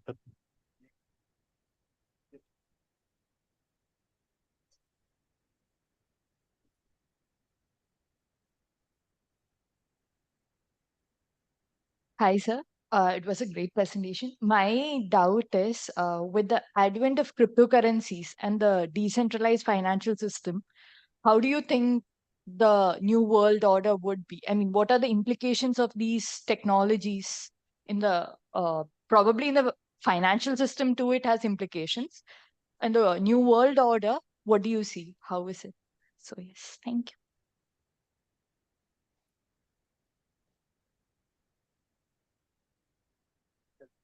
I think I said it may be easier for Nanak and online people to hear me. Um, uh, okay, I'm just wondering how to do this briefly because time and patience are both exhaustible resources. It's nearing 6, so I don't want to tax you too much. Okay, let me try and I will my response in 3 parts. First, I want to make clear what I said and what I did not say. I think obviously I was not clear enough in that. First, I do not believe that this is going to be an Asian century. My answer is no. Second, that I think a bipolar world with with the United States and China as the 2 poles, similar to that of the United States and the Soviet Union, is most unlikely for reasons that are both economic and political. 3, I think that a multipolar world in which there are at least beyond the 2, there are about 10, 12 countries, is not only most likely, but also, in my view, most desirable. And I don't think that the world, I think Kannan put it quite clearly, and that was really part of my argument, that we are, big nations lose small wars. There is no way that spheres of hegemonic influence will be carved out. In fact, the story about where people stand, all these countries on Russia, Ukraine, United States, makes it absolutely clear. So they're not going to be that spheres of influence. But I fear that we may not have, you see, either we have to have a crisis of unprecedented proportions, consequences of climate change that are devastating for humankind, or a war that proliferates. Then the world might be forced to think in a way that they need a better world order. But until then, I do believe that Pax Americana, in its very diluted, denuded form, will continue, largely because it's the only country that has a national currency, which is international money. Because exchange cannot cease, and that's in a sense what I want to say. Let me address in the third part of my response. I'll go to the big picture, but second, let me answer the sort of more specific questions. I think that an interplanetary order is something that we must think about in the 22nd century. I don't think it's a problem we need to devote attention to now. I think cryptocurrencies are a problem, but not an unmanageable problem. Most central banks are managing to come out with regulations that will regulate this as a financial market. It's learning by doing. It's something new. It's also a bit like the dark internet. It's also a bit subterranean, and therefore it'll be much easier. There'll be much more cohesion among countries across the world to regulate it. In this, collective action will happen. On money laundering, it's been, yeah. Professor Kakwani, I could not agree with you more that we need a world order that protects ordinary people from victimization, from repression. But unfortunately, we live in a world with national boundaries. And that is something that no other government can interfere in, because that's seen as intervention. And I'm afraid, Nanak, that the United Nations has no longer any credibility left. It was destroyed when Kofi Annan caved in to George Bush. It's over. The United Nations watched as Kosovo happened. So in a sense, I have an empathy for Putin. When the Soviet Union was dissolved, there was an understanding that there would be no military alliance with erstwhile Warsaw Pact countries. And it was also written down at one point. But it was ignored. And at that point, Putin watched helplessly when Kosovo happened. So, in a sense, the problem is embedded in this international order, that the United Nations was, for a little period of time, a credible institution that acted. But its democratic deficit, that 5 countries had the power of veto, even if it was one country, one vote, meant it became less and less effective. And therefore, the moment the United States and George Bush moved in, literally, and after that, the UN became impotent. So I don't think that, Mohan, we are going to have a role for these international agencies. They're dead. They're better buried. The WTO is on a road going nowhere. The World Bank will close down unless it reinvents itself. International financial markets have overtaken it. Sadly, there's no equivalent even of a Paris Club, which was part of a world order, very unequal. But now heavily indebted countries are left at China's mercy in the IMF board. Now, that should not have happened, but it has happened. So I think we need to start on a clean state. It will need to be a new set of institutions. And much as, I've written about BRICS, both in enthusiasm and then in disdain, because it's a road going nowhere, Kanan. Neither BRICS nor G20. They are not democratic enough. They are not consultative enough. And the enlargement of BRICS is a political game being played out. So it's like the Russian great game. It's not going to. It's on a road going nowhere. I think that the real question to me, Jose, is the question you asked. By the way, if you read my book, Resurgent Asia, which has one or two reviews have generally been superb, but one or two have questioned my faith in democracy. Because I argue in that book that for all its flaws and warts, democracy is the best way forward. Because it is, is what Galbraith said, capitalism survives because there is no alternative. Now, in a sense, democracy is like that. It's the only system which actually has checks and balances. It has possibilities of self-corrective mechanisms. It is the only thing that helps preserve rights and freedoms of citizens. Now, therefore, and I actually believe that the kind of inequality levels we have reached are neither ethically acceptable nor politically sustainable. There will be a backlash. But what worries me most about the world we live in today is the possibilities of a disaster created by climate change, possibilities of a disaster created by another global pandemic, or the possibilities of war. And they can multiply. By the way, the tragedy of the new conflict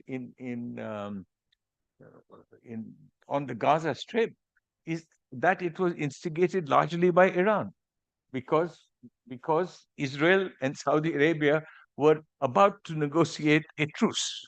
which could have been game changing. Yeah. Now, the fundamental problem in today's world, uh, Professor Isaac, in my view, is these resurgent nationalisms. They are a threat to the world order, they are a threat to democracy, and they are a threat to people of the world. Now, sadly, it is true. I have been thinking about why is it that people everywhere are electing demagogues? Huh? Democracy is no longer at risk from monarchs or generals. It is at risk from people who are elected by citizens. But having been elected, they are able to subvert the system, either by bypassing it or repressing it, or by continuing unbridled populism. Now, my own interpretation of why this is happening is that for too long, in the period between 1975 and 2010, basically we lived in a world where there was no difference in ideology between parties. The Conservatives and the Labour Party in the UK, the Socialists and the Christian Democrats in France, Social Democrats and the Christian Democrats in Germany, Republicans and Democrats in the United States. Everybody converged to a middle in worship of markets and globalization, essentially, that this is, in a sense, the end. It was, by politicians, it was an acceptance that this will go on forever. And they all converged to that middle ground.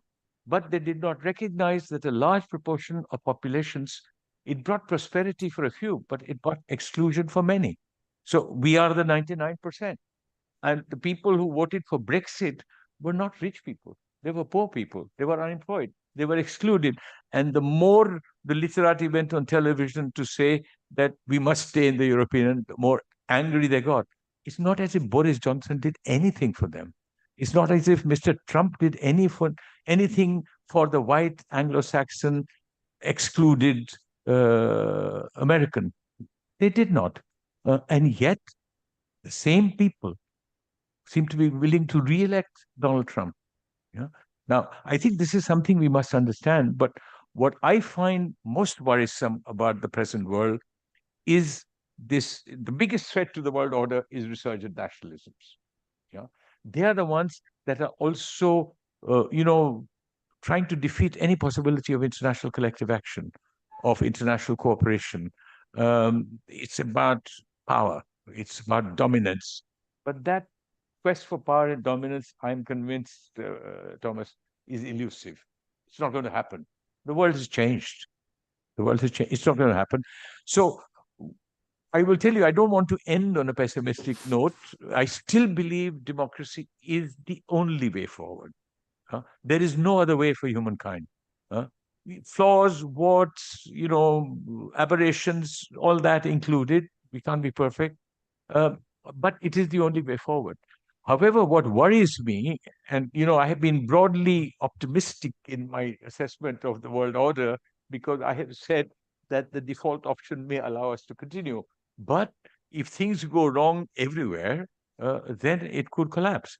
So what worries me is that the world in the 2020s resembles the world in the 1930s, 100 years ago. Now, there are many parallels. The age of globalization, 1870 to 1914, came to an abrupt end. It was followed by World War I. It was associated with the roaring 20s in the United States, but Europe struggled with hyperinflation, unemployment, and what Keynes called the economic consequences of the peace. The conditions that were imposed on Germany, that they had to pay reparations, they had to give up their colonies. There was no end to it. And it led to a rise of militarisms and nationalisms. Okay, it led to the rise of Benito Mussolini in Italy. It led to the rise of Hitler in Germany. It led to militarism in Japan. And Japan, which had been on the side of the Allies in World War I, They had invoked their old 1902 alliance with Britain to be on that side, essentially because they wanted to grab all the German colonies in Asia, which they did. Yeah. And then Hitler went to war in Europe. The Japanese went to war with the United States, and it ended at, the cost to humankind in terms of the number of people who died everywhere. I mean, the number of people who died in Russia, the number of people who died in Western Europe, huge.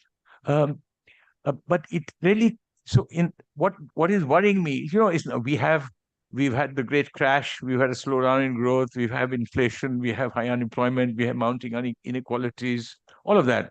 We even had, like we had they had the Spanish flu then, we had the coronavirus pandemic, we may have more. But what worries me really is that we are in a world that's not very different from the 1930s. So one or two people mentioned that.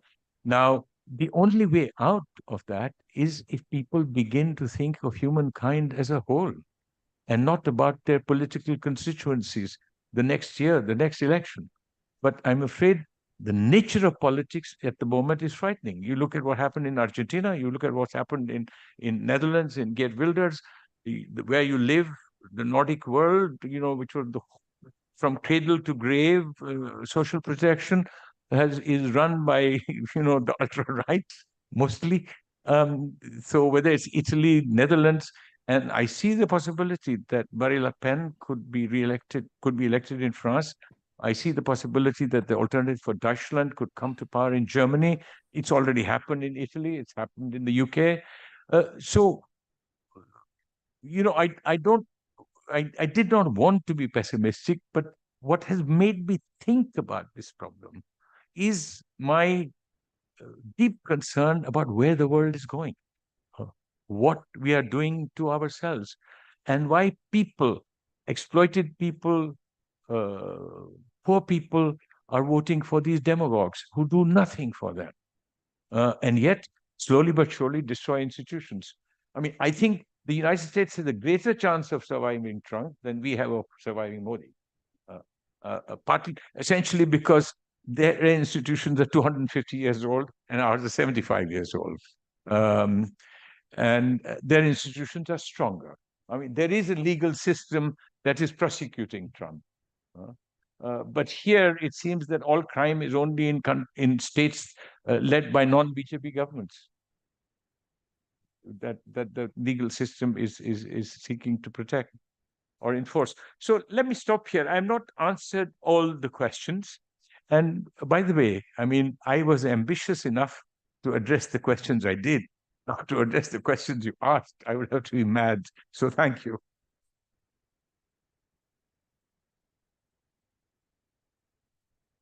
Yeah, I think.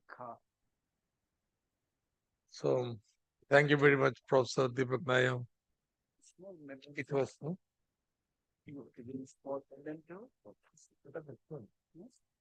Small memento. Oh, yeah. So may I request Professor T.M. Thomas Isaac to hand over a small memento, which is a cultural piece from Kerala. It's an Aramula mirror.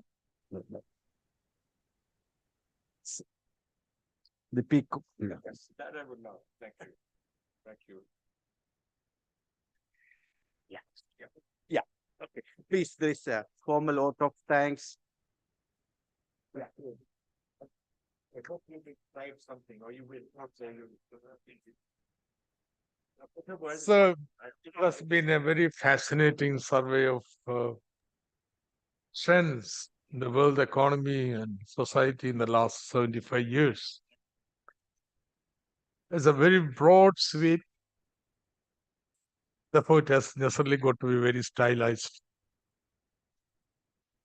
But I think there are certain graphs and tables for us to pitch our questions and thinking. I think it is very informative what has been the trend. And the conclusion is very clear as far as Deepak Nair is concerned. These changes that have come in the relative share of the GDP, global GDP of various states, or per capita income relative to USA has not resulted in any hegemonic shift. Okay, that is something well said. And he doesn't believe that there is going to be such a change in the next 25 years. Not even emergence of a bipolar system. But instead, the hegemonic power being undermined by multipolar emergence of a large number of countries. So that seems to be the conclusion. But there are many things for us to think about on given this background.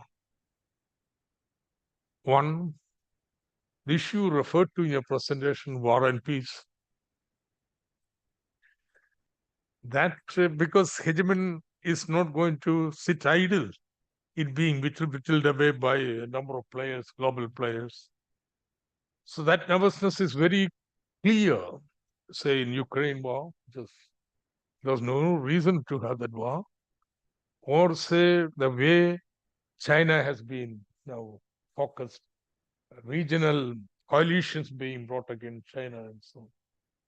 Though your data very clearly shows China is way down, USA in per capita income, okay, and so on. But still, nevertheless, US is very nervous about.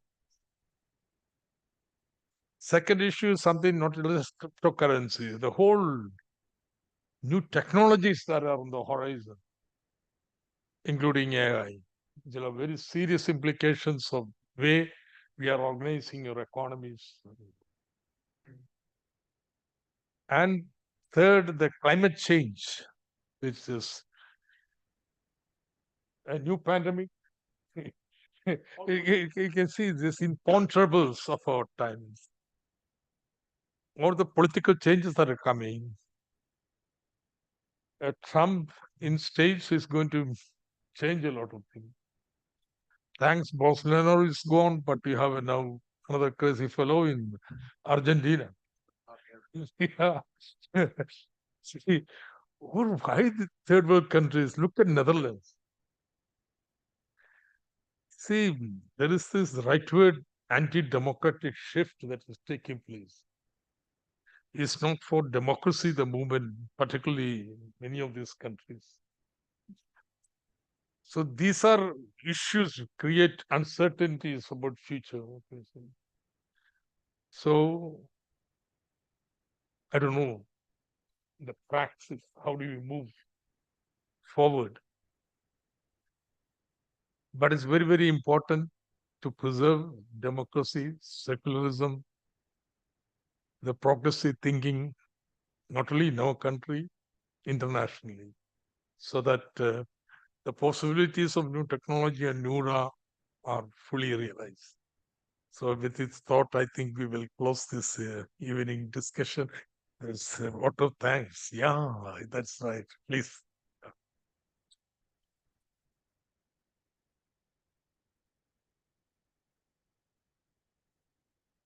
Good evening, everyone.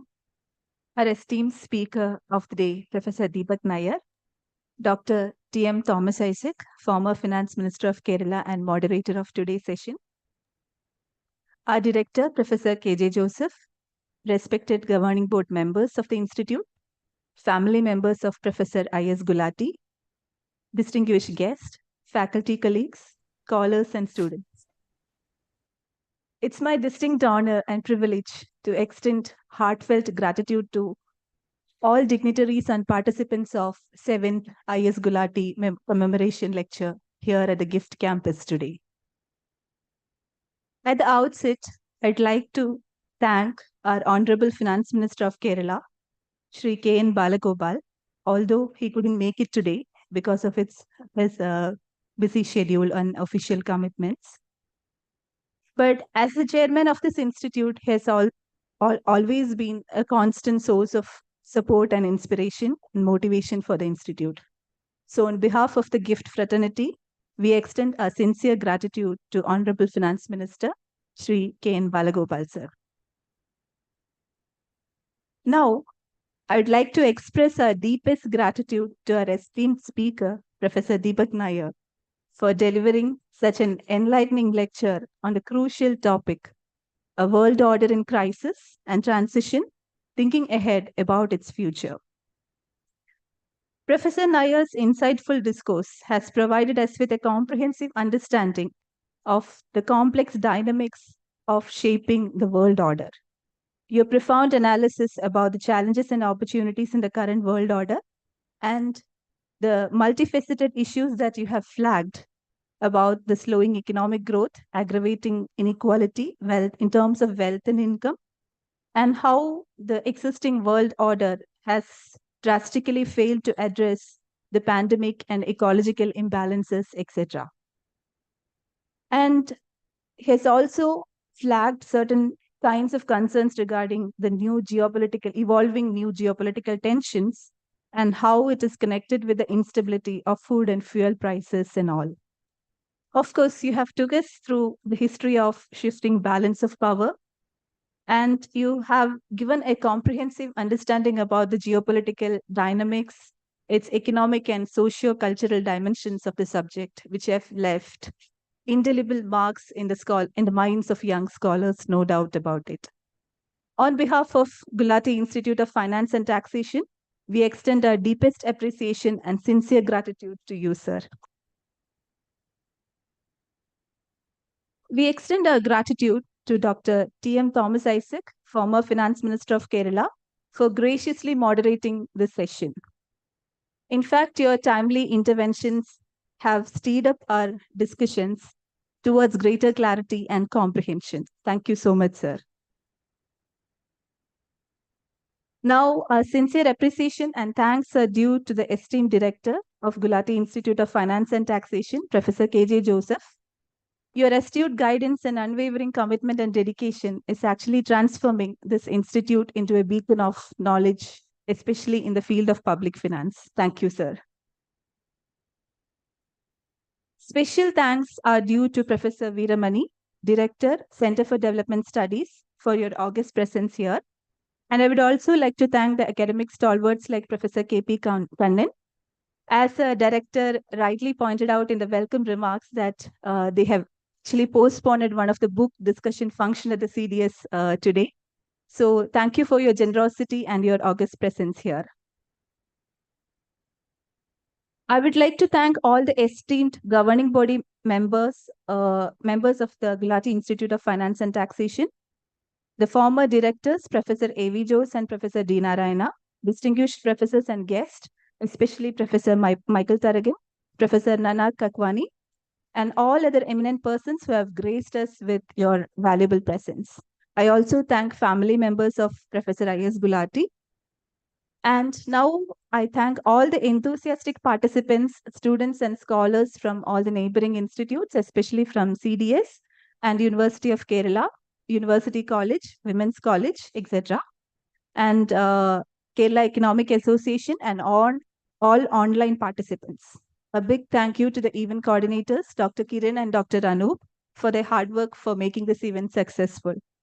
I thank all my faculty colleagues, administrative and supporting staffs, IT teams, and other colleagues for their valuable support behind the curtain. Thank you all. Thank you once again. Yeah, we have a photograph. I think maybe nice idea.